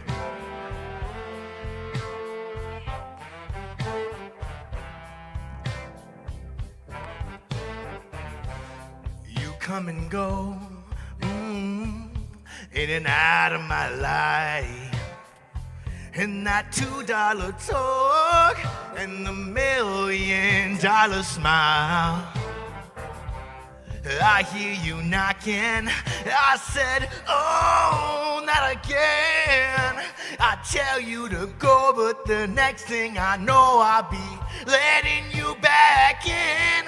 'Cause when you're rocking me, rolling me, loving me, holding me, oh, what can I do? I get a rush coming over me, baby. I'm totally at the mercy of you. I can say that I'm quitting you, then I start missing you, Jonesing, wanting you bad, 'cause you're the best bad habit I ever had. The taste of your kiss is like little too much wine. Yeah, you got it, oh mama, yeah, you burn me every time. The craving your touch, oh yeah, I need my fix of all of the things that are bad for me. You're the one that I don't wanna kick, 'cause when you're rocking me, rolling me, loving me, holding me, oh, what can I do? I get a rush coming over me, baby, I'm totally at the mercy of you. I can say that I'm quitting you, then I start missing you, Jonesing, wanting you bad, 'cause you're the best bad habit I ever had. Little instrumental break for you guys.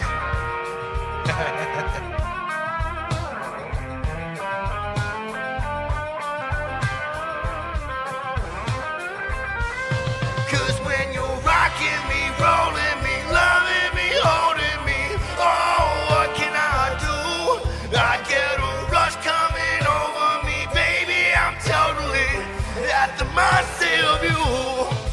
I can say that I'm quitting you, then I start missing you, Jonesy, wanting you bad, 'cause you're the best bad habit. You're the best bad habit. You're the best bad habit I ever had.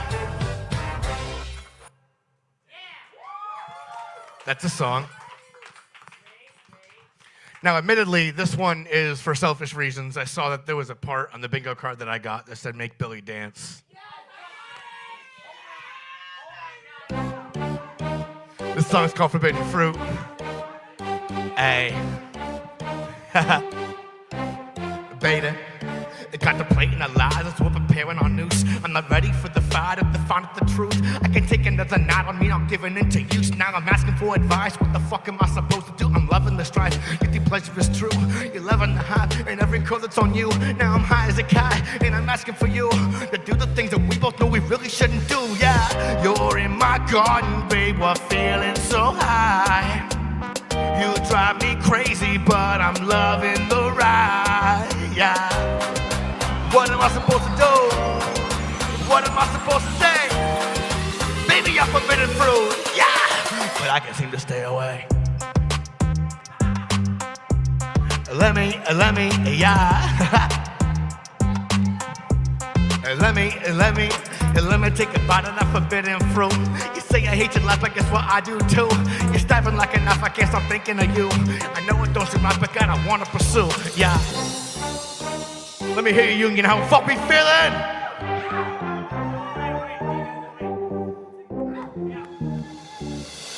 Give me reckless, way too much at stake. But you're like breakfast, the best meal of my day. Leave me breathless when you're screaming my name. My favorite set list, every song I can taste. This temptation's amazing. I love the way that you make me feel your body is dazing. I love the way that you break me down. You're naughty and crazy. I just can't wait till you take me next. You got me hooked, baby. I think you can save me. You're in my garden, babe. We're feeling so high. You drive me crazy, but I'm loving the ride. Yeah, yeah. What am I supposed to do? What am I supposed to say? Baby, I'm forbidden fruit, yeah! But I can't seem to stay away. Let me, yeah. Let me take a bite of that forbidden fruit. You say you hate your life, but guess what I do too? You're stabbing like a knife, I can't stop thinking of you. I know it don't seem right, but God, I wanna pursue, yeah. All right. This last one I'm gonna do, I think I've only done it once here before, and I know the first time I did it, I had all the music going and everything happening, and I heard from over there Ken go, okay! Yeah, a little bit like Little John. Like Big John. This is off of the new project. It's called Ash by Morning. It's a little heavy, so Mom's not gonna like it. Sorry, Ma. I didn't call you Ma. I mean, that's fair. This song's called The Vicious Cycle.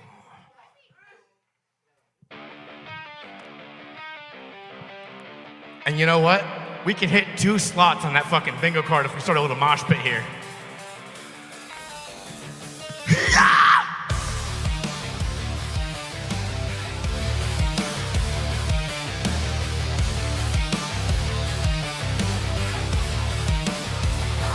I'm at home in the chaos. I never stay long.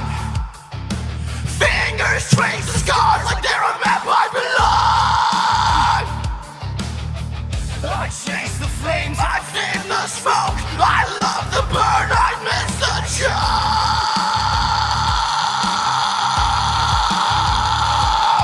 It's a push, it's a pull, it's a trap in my chest. Every time I let go, I feel it less. I love what's hurting. It feels like home. I heard what's laughing. Leave it alone. I twist my heartstrings, break them apart. This is the rhythm of my reckless heart.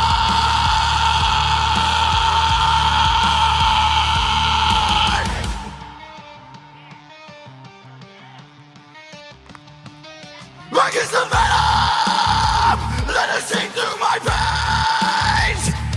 I crave the thunder, but I curse the rain. I dance with shadows, I call them friends. The story repeats, the wound never mends.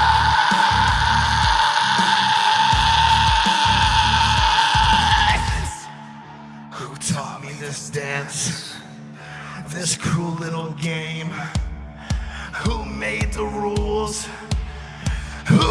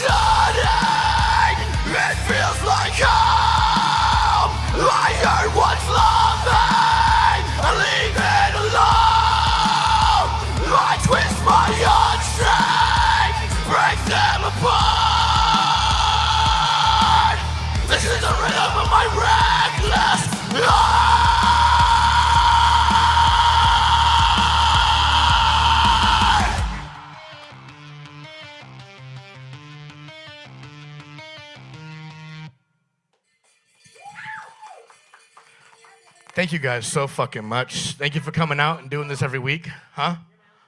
I'm your uncle? I thought you said encore. I was like, I don't know if that's allowed.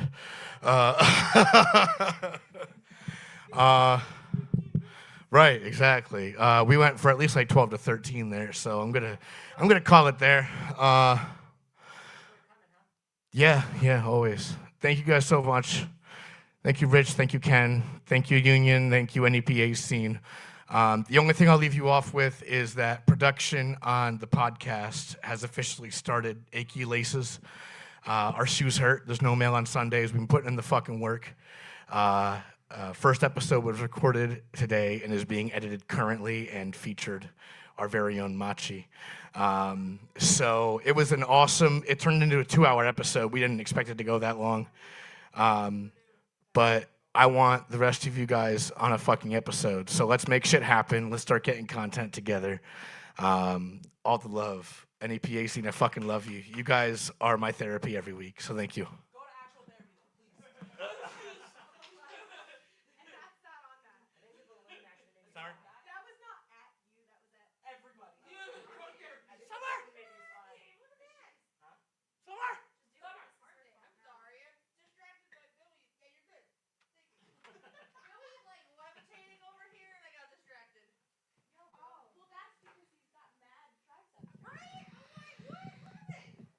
And now we have Benny Beetle.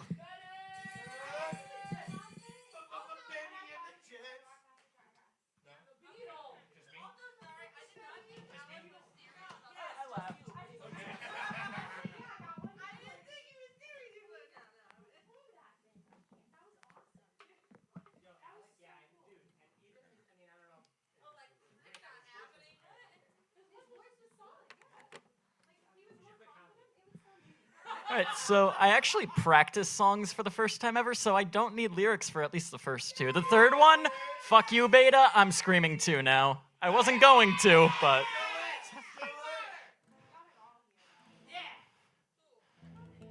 Am I in tune?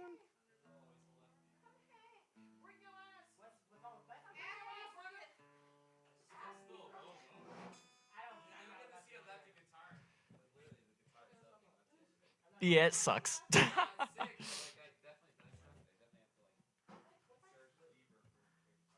Yeah, it's awful. I spend so much.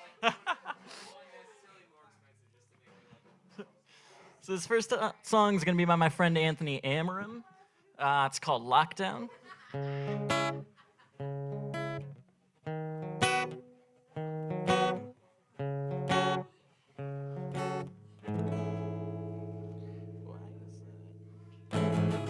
Caught my eye from the second that you walked in. I've been talking, trying to get attention from you. Ooh, and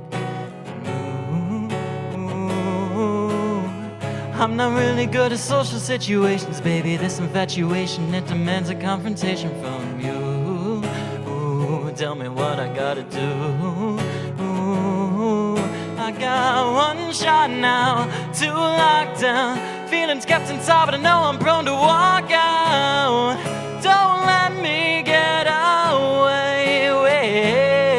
And I had 2 drinks now. Start to think how all the guy might come and clutch you with a rebound. Won't let you get away. You will find that it won't be very hard to tear me apart. You might think that I've healed all my scars, but I'm still hurting. I'm no good at flirting. Here's your warning, I'll make it the first thing. You will find that it won't be very hard to tear me apart. Why would you tear me apart?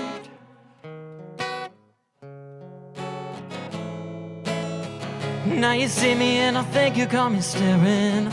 Eyes aren't just fixed on what you're wearing, yeah, it's true. Ooh, and you got me in the mood. Ooh, my bad, I'm brutally honest. Think I got it, but I don't know how to flaunt it for you. Ooh, and you got me so confused. I got one shot now to lock down. Feelings kept inside, but I know I'm prone to walk out. Don't let me get away. And I had 2 drinks now, start to think out. Mother got me coming, got you with a rebound. Won't let you get away. You will find that it won't be very hard. Tear me apart. You might think that I've healed all my scars, but I'm still hurting. I'm no good at flirting. Here's your warning, I'll make it the first thing. You will find that it won't be very hard to tear me apart. Why would you toy with my heart? Ooh, you know exactly what you're doing to me. I see you start to leave. I don't want to see you go. You will find that it won't be very hard. Tear me apart. You might think that I've healed all my scars, but I'm still hurting. I'm no good at flirting. Here's your warning, I'll make it the first thing. You will find that it won't be very hard to tear me apart. Why would you tear me apart?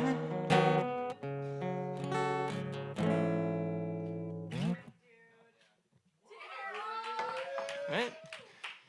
And this next one's by my friend Luke Treppa. It's called Clementine.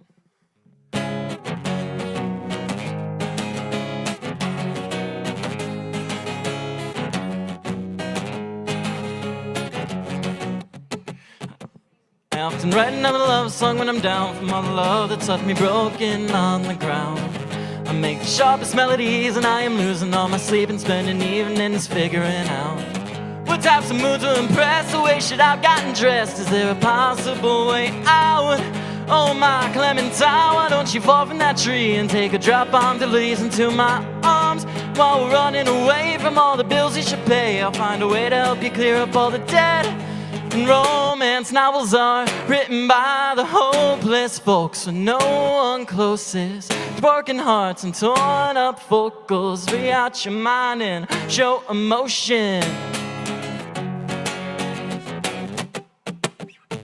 I've seen the ebbs and the flows and all your new fancy clothes. I've seen this movie trope play out too many times. My pen is lacking its ink from overwriting the things that keep me trapped inside a box inside my mind. I love to be loving, but I'd really love it if you would just let me sleep. If you really wanted to do something different, then come and take the chance to be. Romance novels are written by the hopeless folks with no one closest. Broken hearts and torn up vocals. Spit out your mind and show emotion.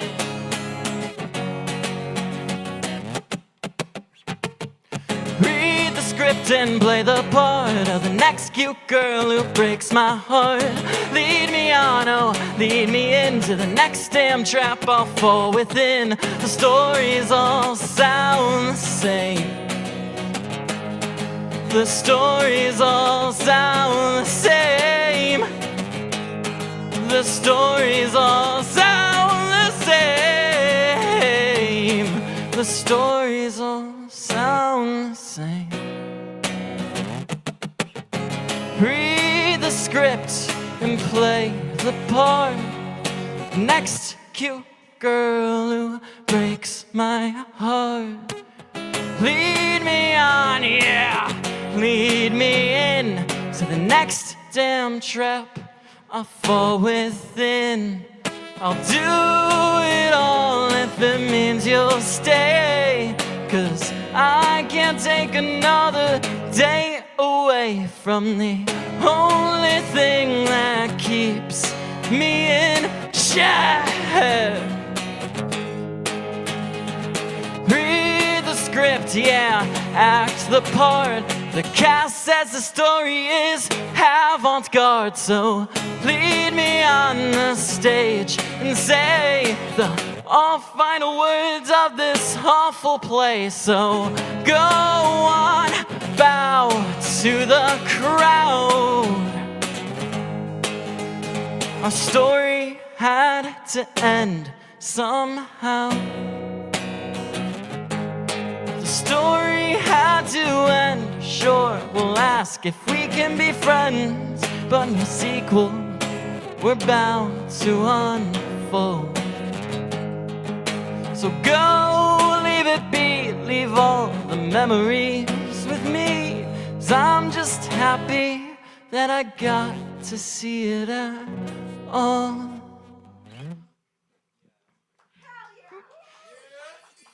All right, for this last one, I've done this once here and once live altogether before today, but beta's making me want to scream, so here's a major change of pace.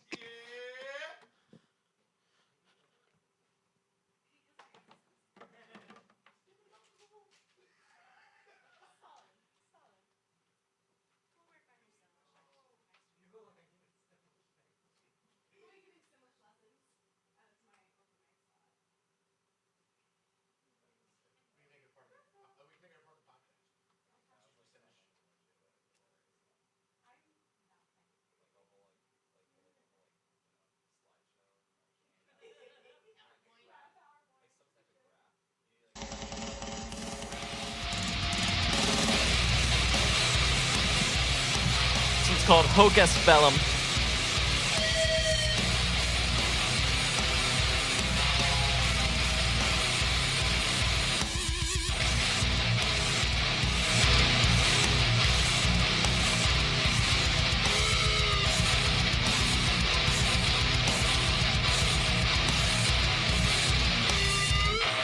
Possibly one more touch, don't shall I jump on X, B, Q, E, so the calling of public moodiness and ornamentum.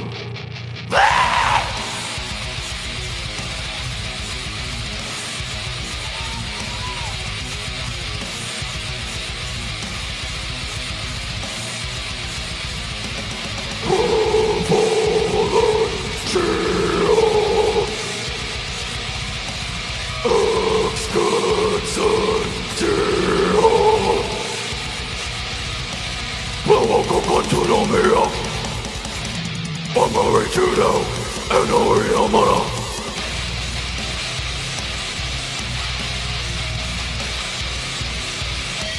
What the crazy wicked, not you go to go.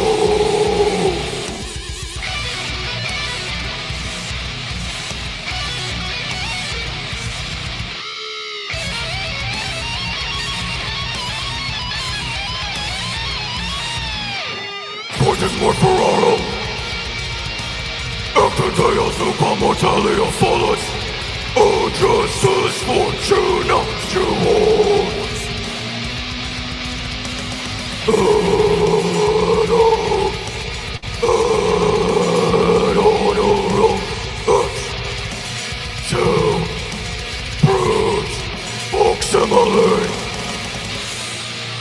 Oak, earth, bellows.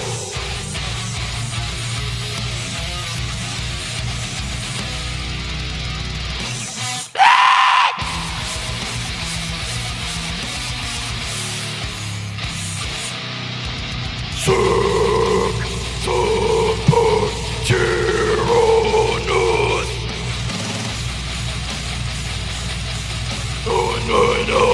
The summer. Wicked, say wicked, no to go. Gorgeous more Ferrara, after chaos new, come mortality fallen, our justice, fortuna, grow.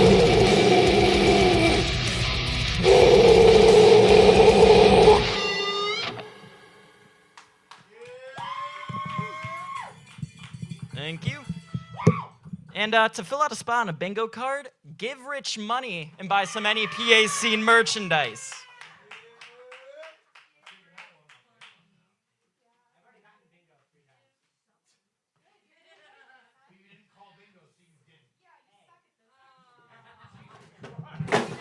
Oh.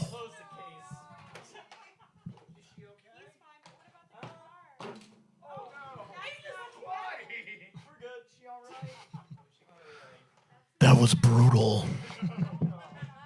So was that. I think the kazoo actually took a little more damage.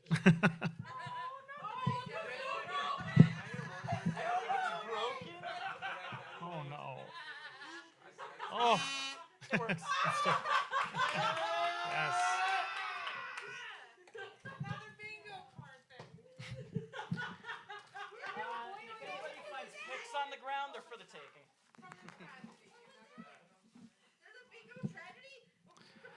All right, we have a couple more for you. Meredith is up next.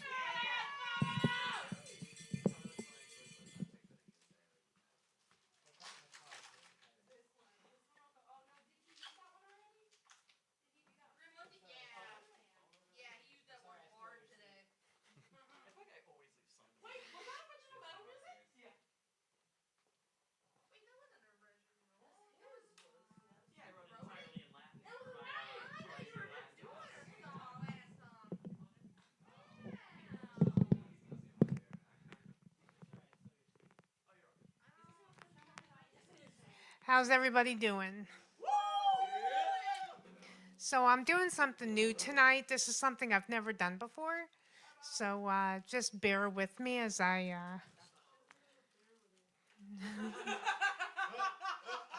Actually, the person already left that I wanted to bear with. But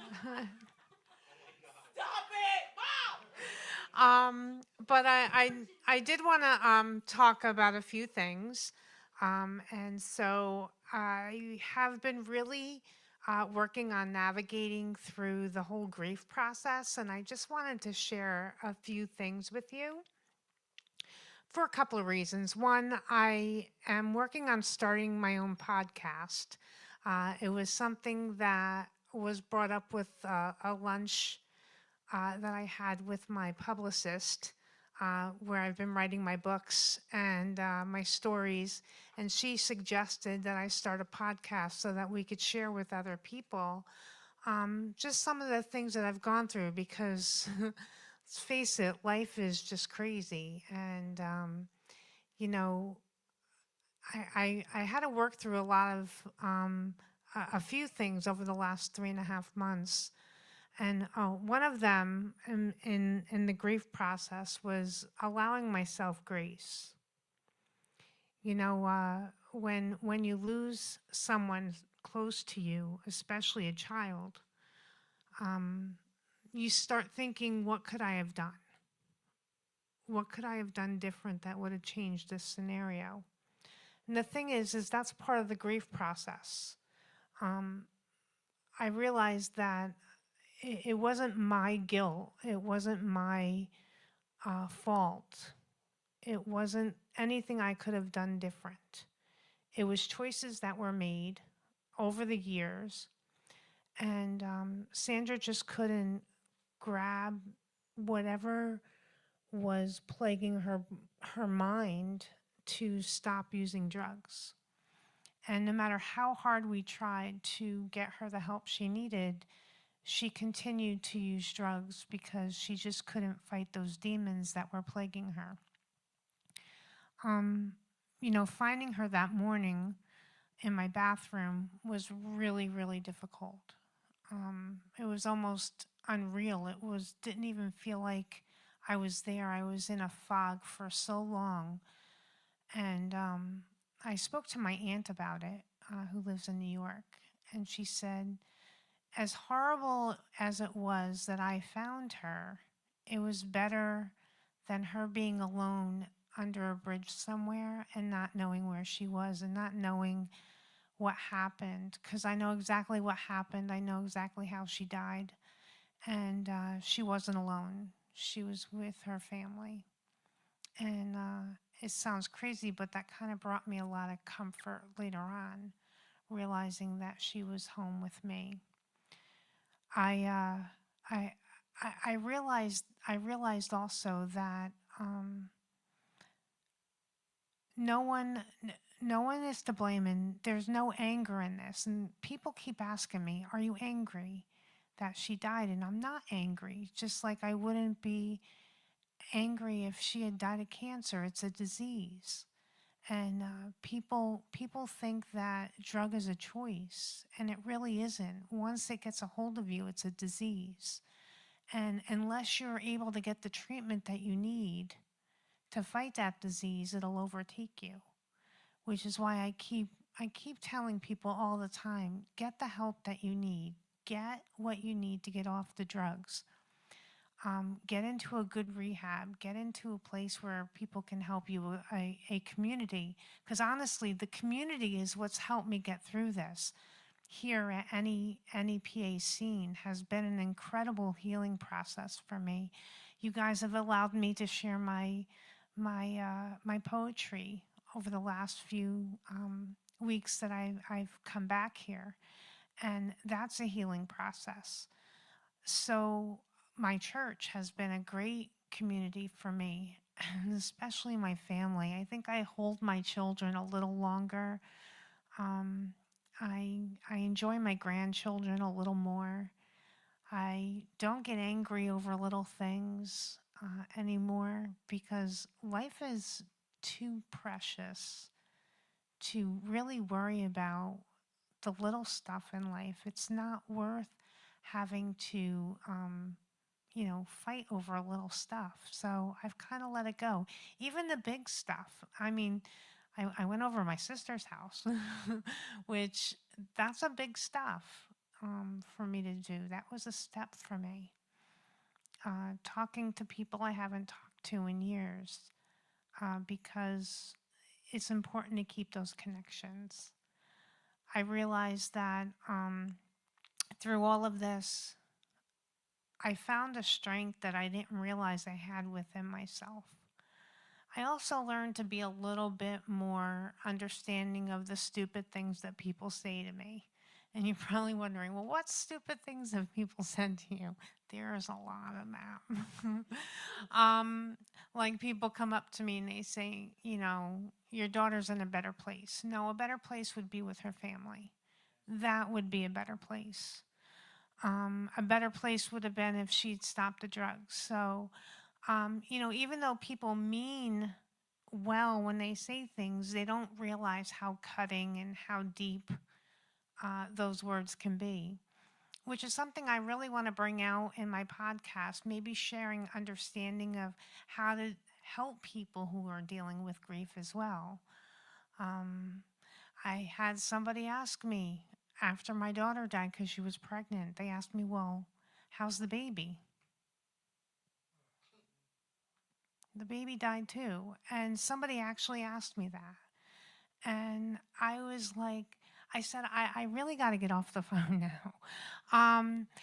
Because I was afraid of what I was going to say. And that was the day after my daughter died. They asked me that question.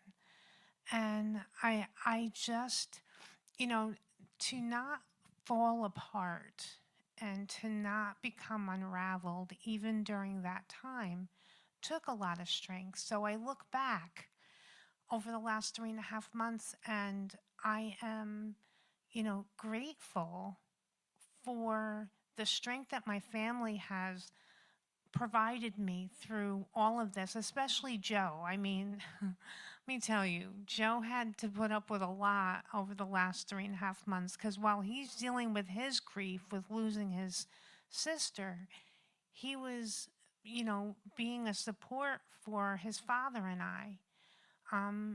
Right after my surgery, helping me, like this all happened all at once. And, it would have been easy for me to, stop at a liquor store and pick up as much wine as I could and lose myself into alcoholism. But I'm 2.5 years sober now. And although I've driven to a liquor store and I sat outside of it debating on whether just one bottle of wine won't hurt, I knew it would lead to so much more. And so I had the strength to pull away and to go home and to not drink. It's not easy. It's not easy. And knowing that part of what was driving me to drink. I could only imagine what my daughter was going through with her heroin addiction, because heroin is so much more addictive than alcoholism. And if I'm dealing with, you know, the, you know, that draw to drink again, how much harder is it for someone who's on drugs, whether it's cocaine, heroin, whatever it is? I know drugs is so much more difficult to navigate through. So I really want to provide a platform to allow people to come on with me and talk with me about life and stuff like that, to maybe hopefully, you know, shed some insight to other people on, one, how to deal with a drug addict, how to deal with a family who just lost somebody to drug addiction. Because, you know, people say very hurting and cutting things like, well, you kind of knew this was coming. You know, people have said that to me too. And, you know, whether or not I knew this could be a possibility or not doesn't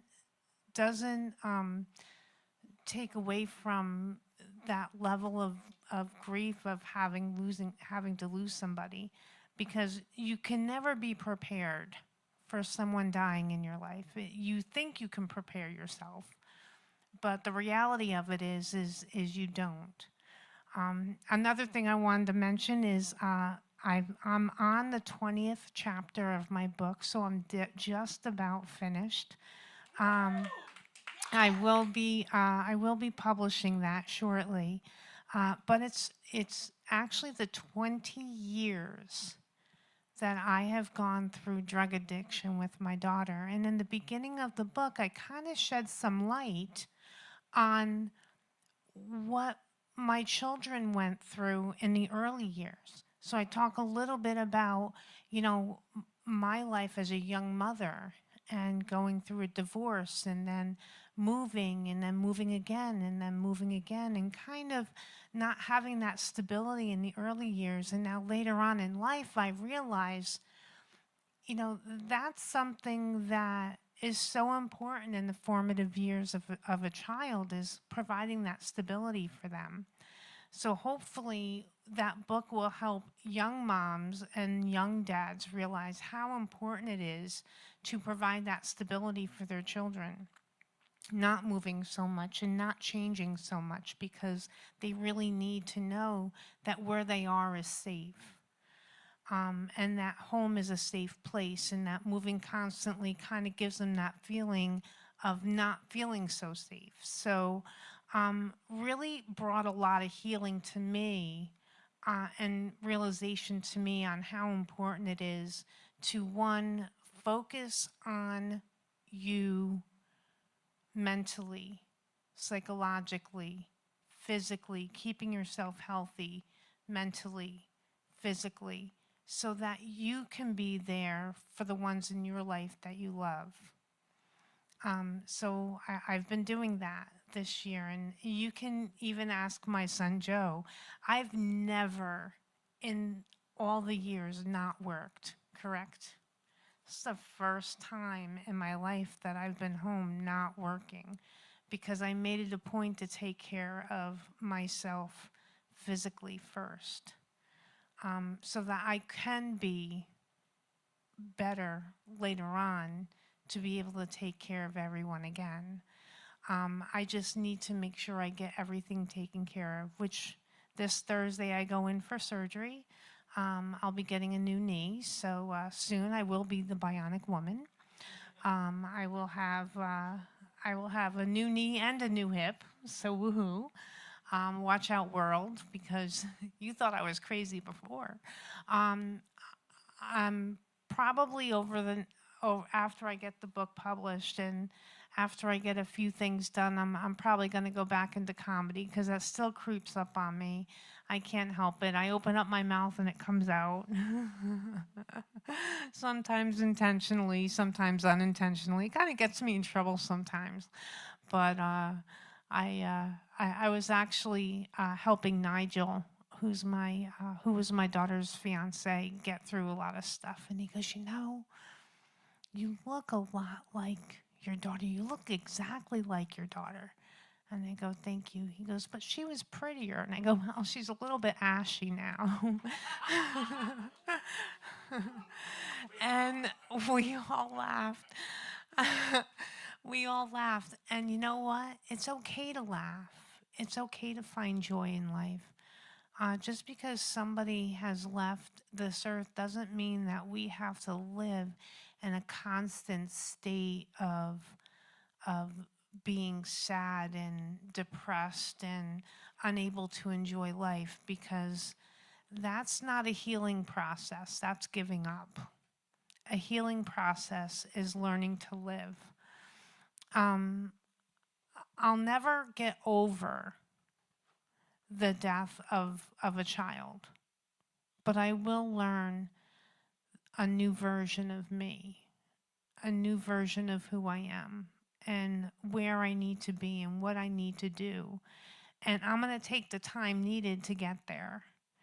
And I'm willing to talk to anybody who is struggling with that. And I'm hoping once I get my podcast up and running, it's going to take me a little bit because I'm a little technically challenged.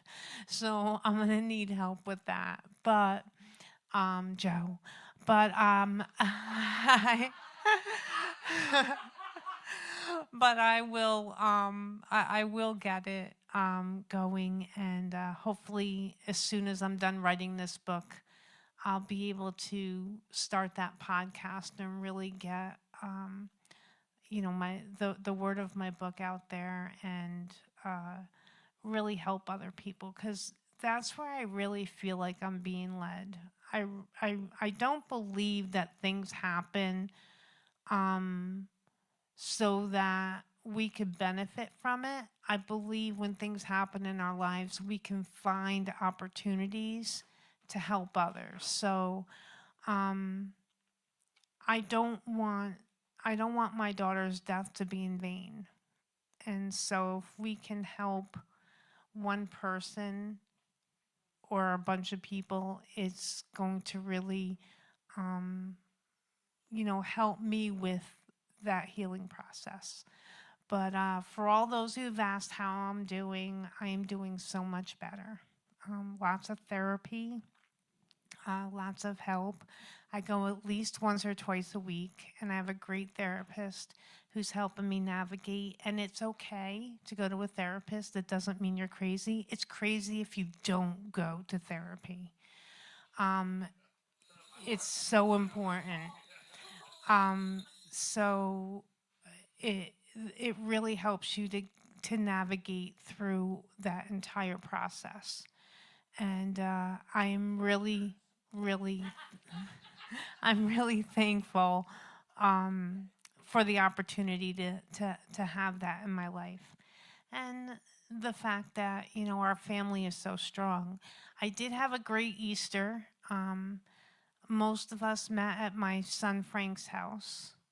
And, that's another thing that's going to be in my podcast, is talking about my son Frank and what he went through 10 years ago. Can you believe it's been 10 years since all that happened with my son? And I'll be talking about that and just shedding light on, what we need to do as a society in supporting our police officers, because it's so important. Supporting our military, which is so important. And, supporting people in our lives, our family, because that's so important. Whether you agree with them or not, you should always be supportive of your family. I'm not going to take much more time because I think my time's just about up, right? Yeah, but yeah.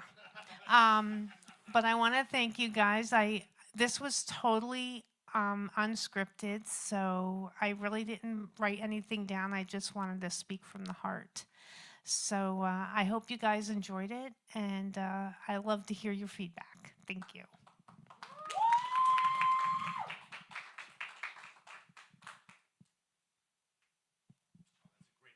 I know it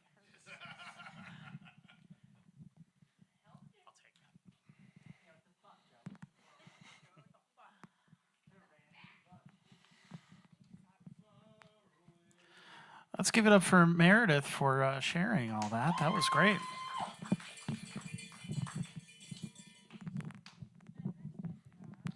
We have one more for you before Ken comes up.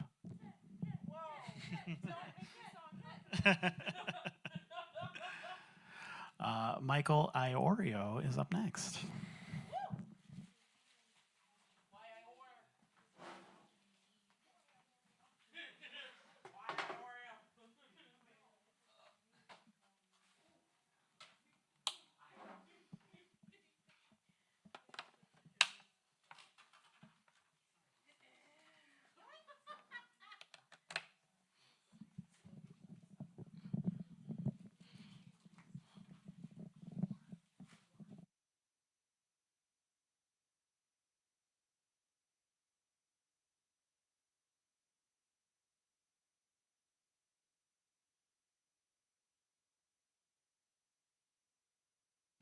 Yeah.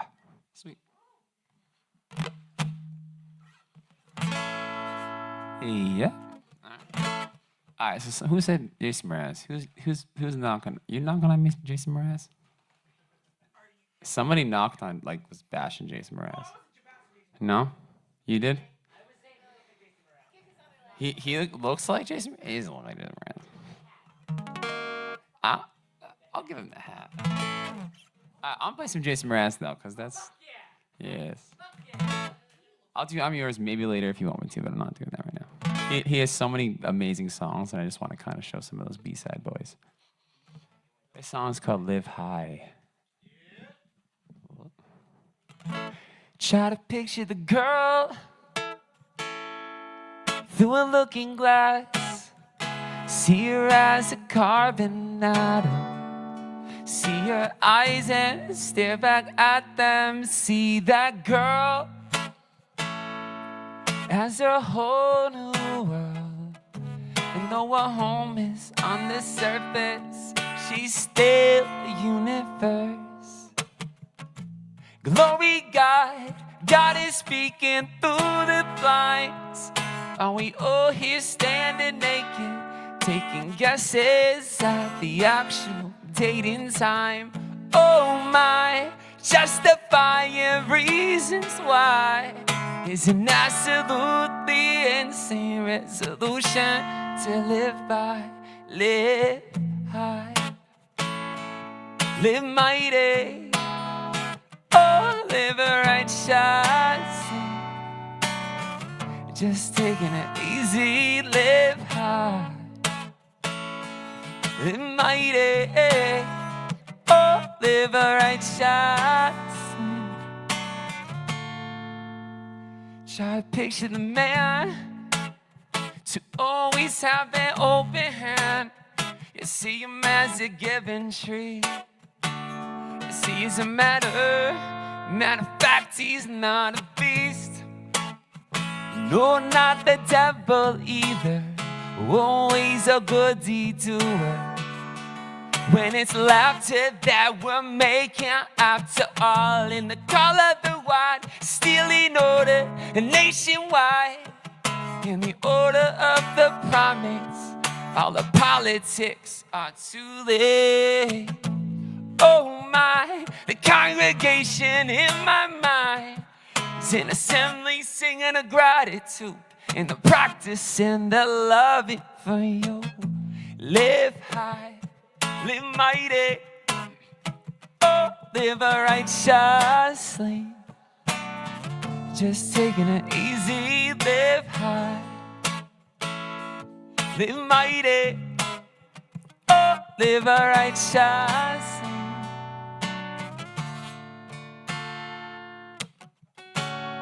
And just take it easy and celebrate the malleable reality. And nothing is ever as it seems, yeah, this life is but a dream. Live high,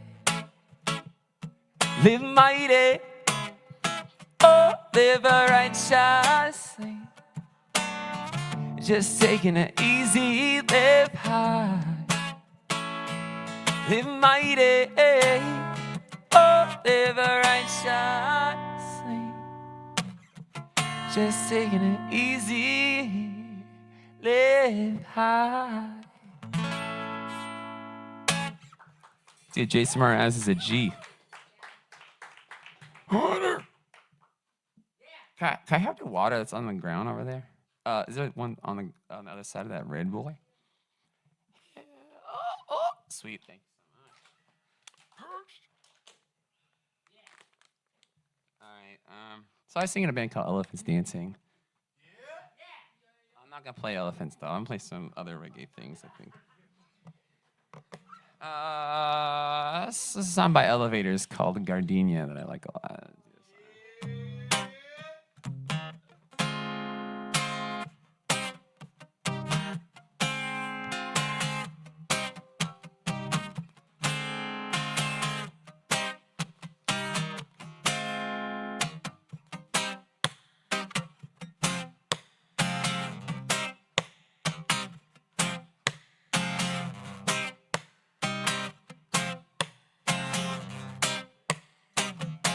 So nice to meet you. Smell like Annabella when she leave. Yeah. When I think about it, get that feeling.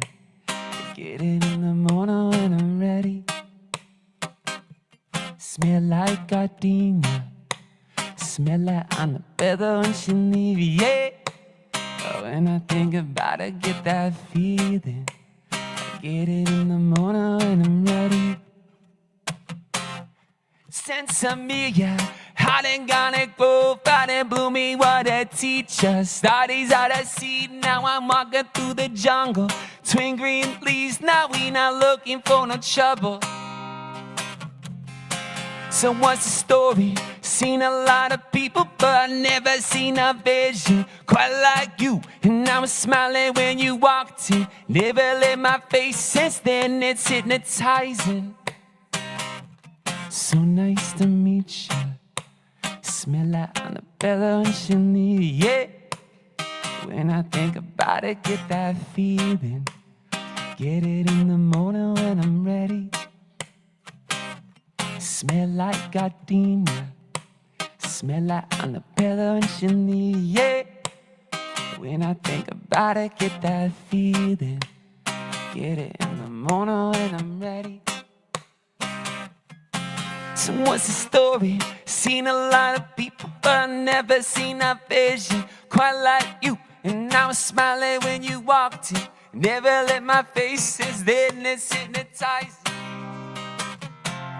So come and get some. 10,000 reasons why I'm burning with a mission. Living in a dream, melody, ignition. Finally found that sound you didn't know that you was missing.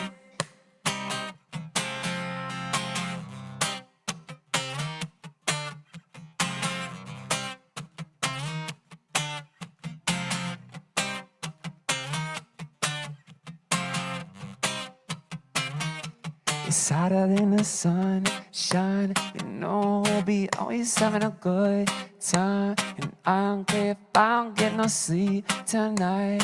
I just wanna get out with you. See you staring at the moonlight. I feel like I'm awaiting my whole life. Keep it burning steady and the mood is right. I just wanna get back to you. Now I don't really care where you been and where you going. There ain't no way to go, but it's better than not knowing. I'm supposed to show there ain't no stopping now. Now somewhere out there's a place that is giving me. I hope to see the day we realize our ability. You must believe there ain't no stopping now. There ain't no stopping now.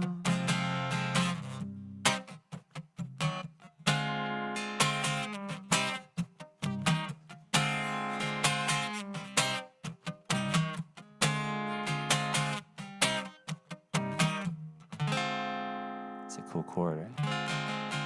Half the minute 7.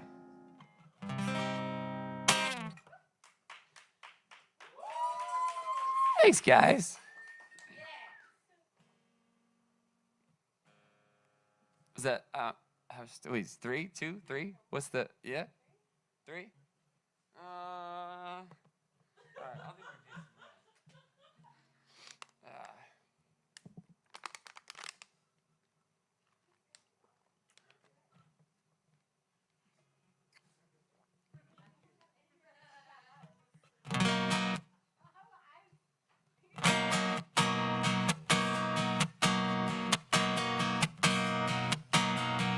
It's another Jason Mraz song called Make It Mine.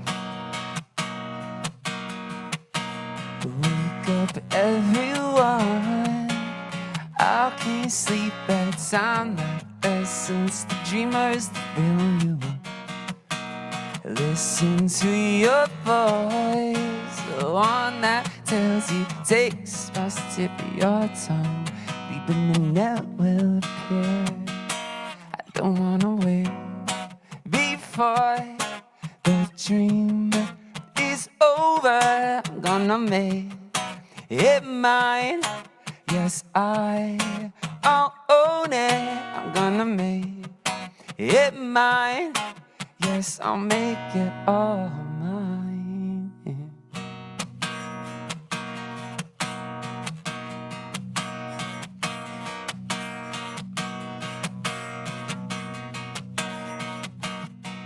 I keep my life on a heavy rotation. Request that's lifting you up and away. Over to a table at the Gratu Cafe. And I'm finally there. All the inners, they be singing ah la la la, ah la la la, ah la la la la this. No, I don't wanna wait before. No, I wanna celebrate the whole world. I'm gonna make it mine. Yes, I'll own it. I'm gonna make it mine. Yes, I'll make it all mine.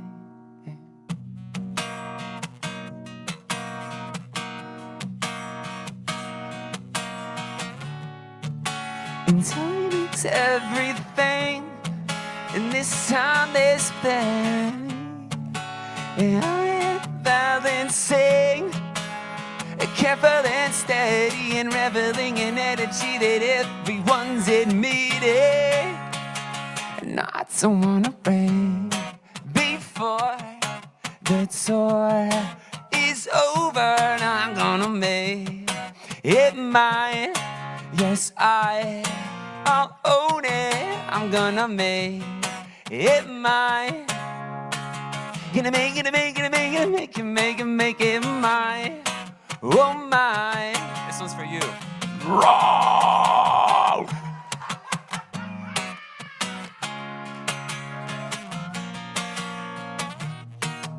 Thank you guys so much for this. It's super cool. I'm gonna make it all mine. Thank you guys. Oh, get that out of here, man. I can't do the inhale, or the exhale. I can only do the inhale. You know. Thank you guys so much. Sweet. Oh, I always ask. I've been scarred many times. Shake it, guys.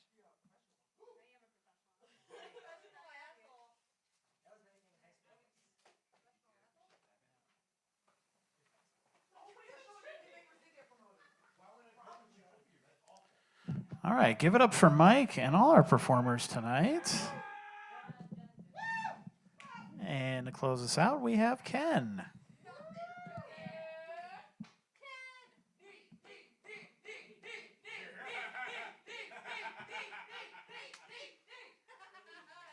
We are the knights who say knees.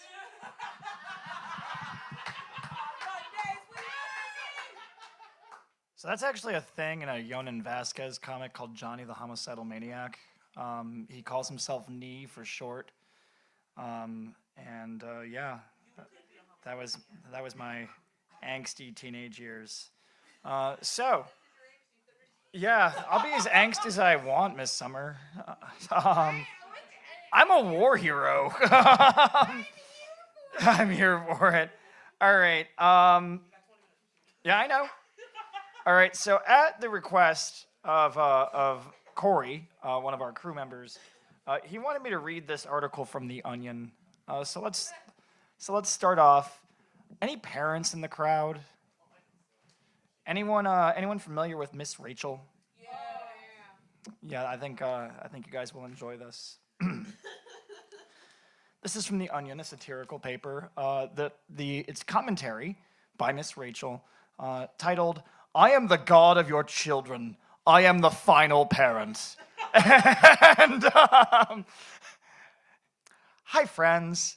So I thought this is extra funny because I'm an educator and I work with the youth. So here we go.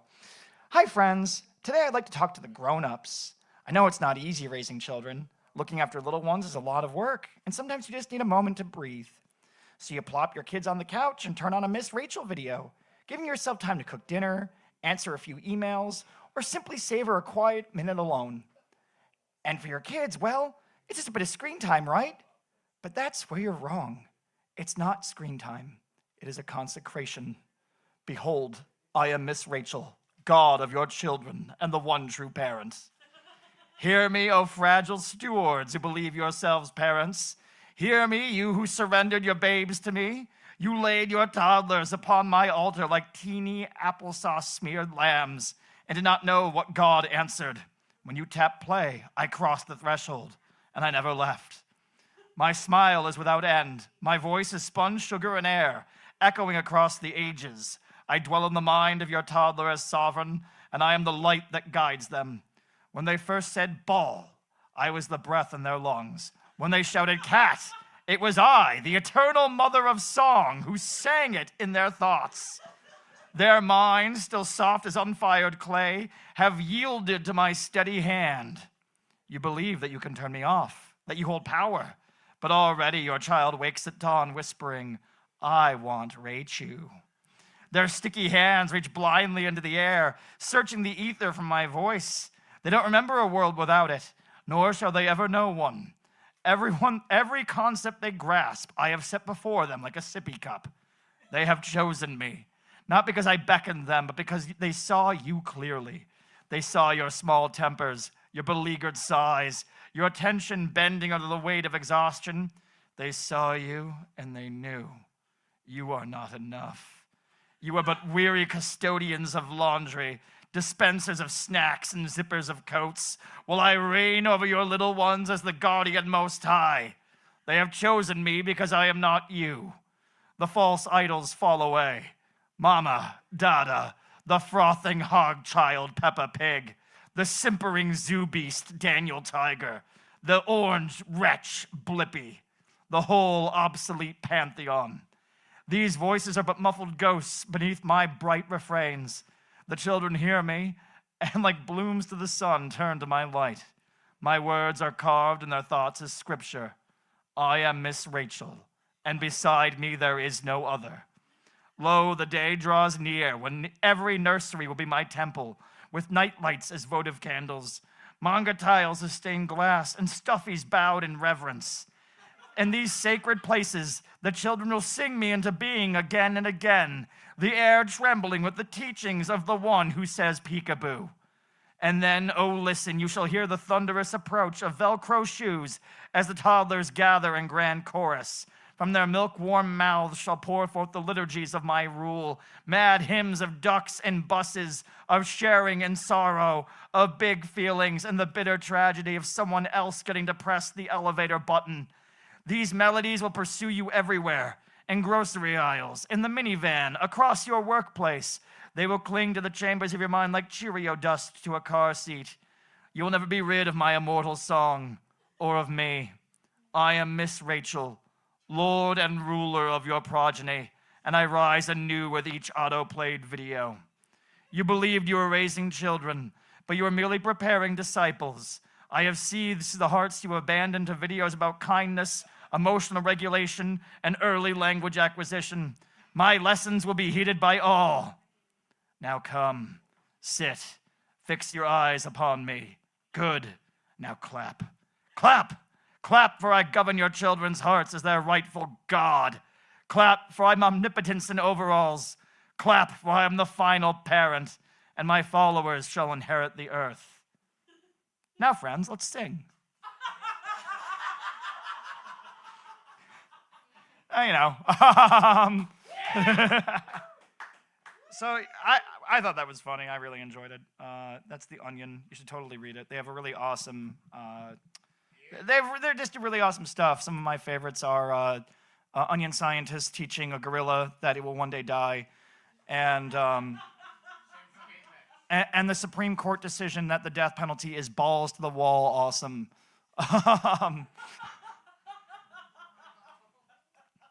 So I have some shows to promote. Yeah! This Thursday, I have SSX, Hollow Spine, and Broken Alibi here at the shop. Yeah. This Friday, our first Jump the Gap show. So if you're not paying attention or if you don't know, Jump the Gap is it's a mixed genre skateboard festival that we're going to be doing fundraising here for.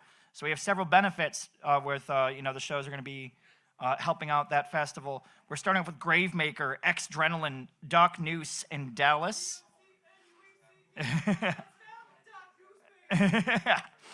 And then April 18th, actually, then the Saturday, we have Ray's Diaper Party Show. Holy shit, they let Ray be a dad. Let's see if I can remember. I believe that is Permanence. And I think it is. It's a Ray Mione show. It's going to be a good one. Come on out for it. Bastard, not give me a flyer. But he's busy. He's getting ready to be a dad. And then April 18th, Jump the Gap presents Tim the Truth, Crybaby Cult, and Husk. Then for all my folk punk fans, Wednesday, April 22nd, please come out to see this show. We're going to have Taillight Rebellion, Matt Pless, Churches and Trains, and Apollo Putnam. So Taillight Rebellion was here before, and they put on an awesome show, and it was a fucking Tuesday. And they were here with Tim Holhouse from the fucking UK. And he played the banjo, and it was an amazing fucking evening, and I would really, really like for their return visit for us to be able to pack this place out. So let's make that happen. April 23rd, Have Fun, No Takebacks in Delaware Ave. April 25th, Salem Moon, Fiendstar, Raw Honey, and French Kiss.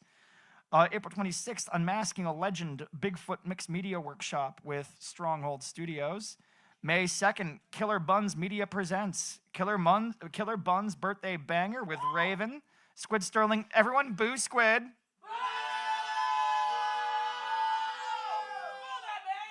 Yeah.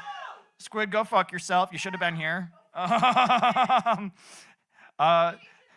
Freefall and acoustic set from Freefall and Birdie.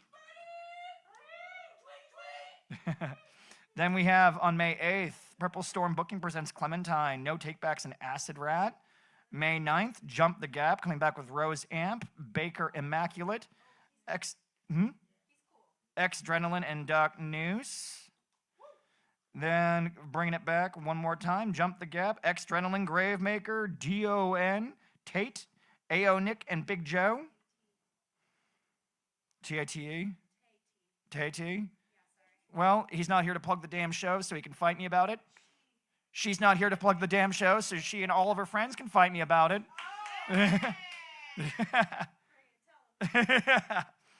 And then a show that Squid should be here to plug on May 17th. It's a TNT homecoming. It's going to be Wilrow Hood, Atari Mari, Squid Sterling, and the Mesos. Yeah. Yeah, but no one knows about it because he hasn't come to fucking open mic to book the goddamn shows. That's what we have like firmed out lineups for. Are you about to ask me when the shows are? No. What do you got? I'd like to let you know that for the Jump the Gap shows, Packed Comedy Troupe is going to be emceeing. So beautiful. April 10th, one upcoming this Friday. Beautiful. So we're going to have Packed emceeing those shows. And which means that he will be helping me plug all of the shows that we have coming up because it's part of what an MC does here at Union Vapors. Thank you. Guys, I want to thank you all for coming on out, for supporting the mic. Oh, shit, I thought he went outside. And for sticking it out to the very end. Without further ado, Hard.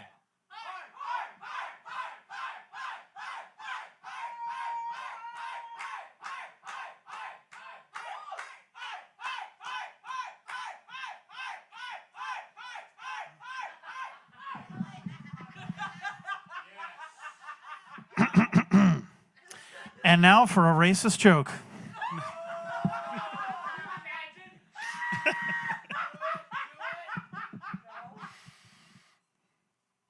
Kidding. I'm not going to do that. No.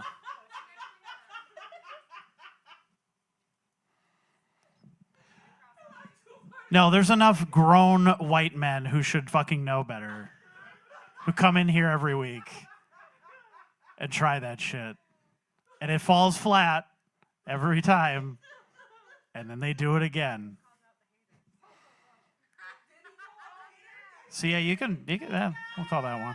Let's see, what else we got?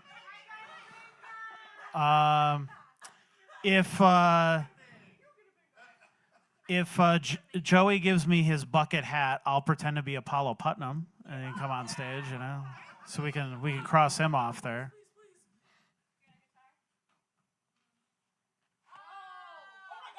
Right? The resemblance is uncanny, isn't it? Right?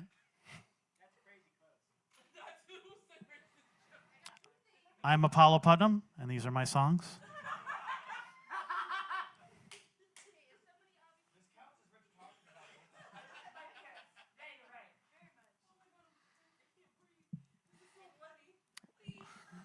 We already had a new person. Squid wrestles with someone. Yeah. Oh.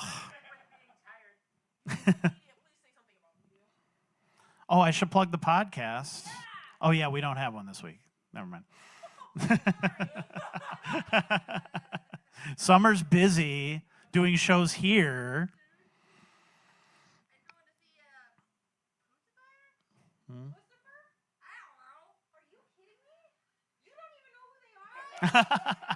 That's great. I haven't played this in a while.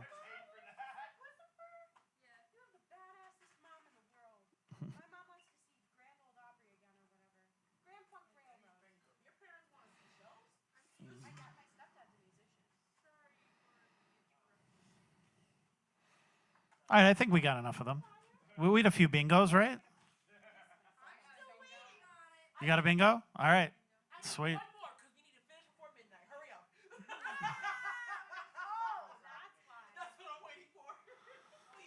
Someone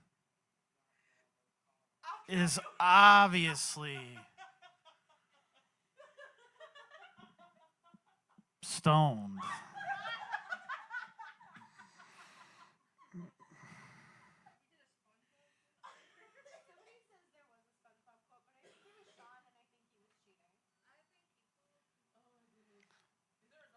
Summer, you want to fight? You got to make a threat. Yep. Summer makes a threat.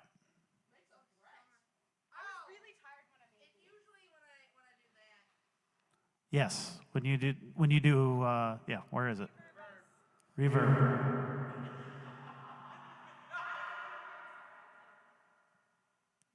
Help.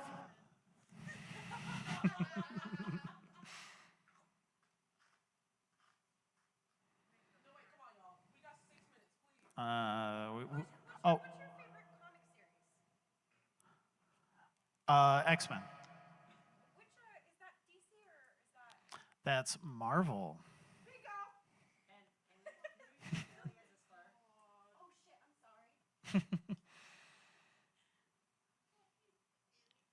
How do you use Billy as a slur? Oh. Billy.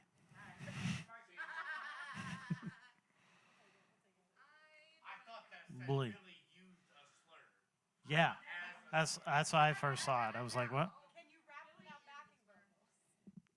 Can I rap without backing?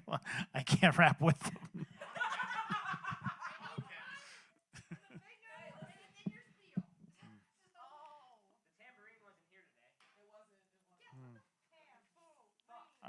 think we got everybody. No. Tip your bar staff, even though there's none here. So you can tip me instead.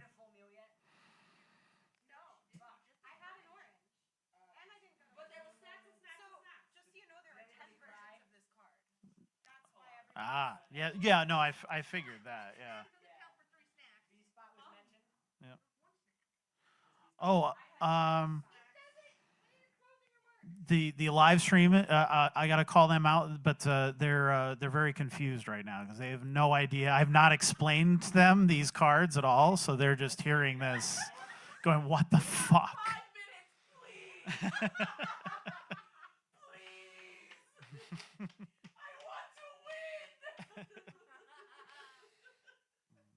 I don't think Birdie plugged in her uke. She mic'd it tonight, so yeah.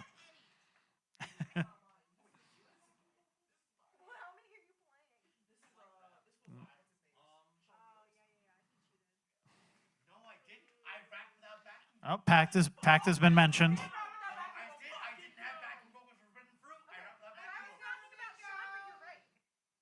We mentioned the V spot. All right. Yes. All right.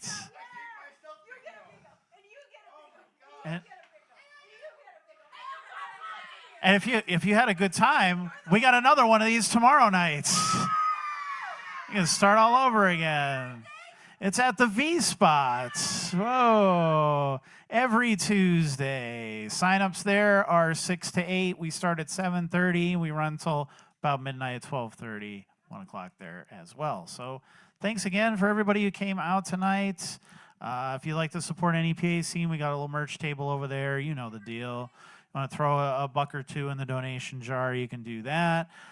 We're still working the bugs out, but if you go to nepascene.com right now, you'll see that we do have a new layout. We did launch that last week, kind of a soft launch sort of thing. We haven't told anybody yet, so you guys can go check it out, take a look around. Let me know if you see anything that stands out as weird or wrong about it, whatever, but we're working on it. It's coming along.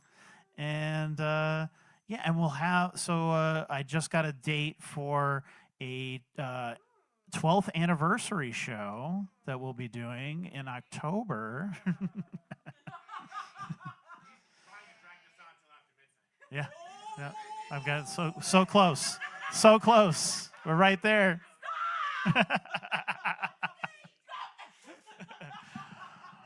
All right, guys, let's wrap it up. Thanks again. We will see you tomorrow night. And if you haven't checked out the last 2 podcasts that we did, please do. I think they look and sound better than they ever have, and we're really happy to. Yes, right now. Put them on right now. And all right, we'll see you next week for the 1-year anniversary of the NEPA Scene Open Mic at Union Vapors. So figure out how you guys want to celebrate, and we'll do it. Yes. No, go, please.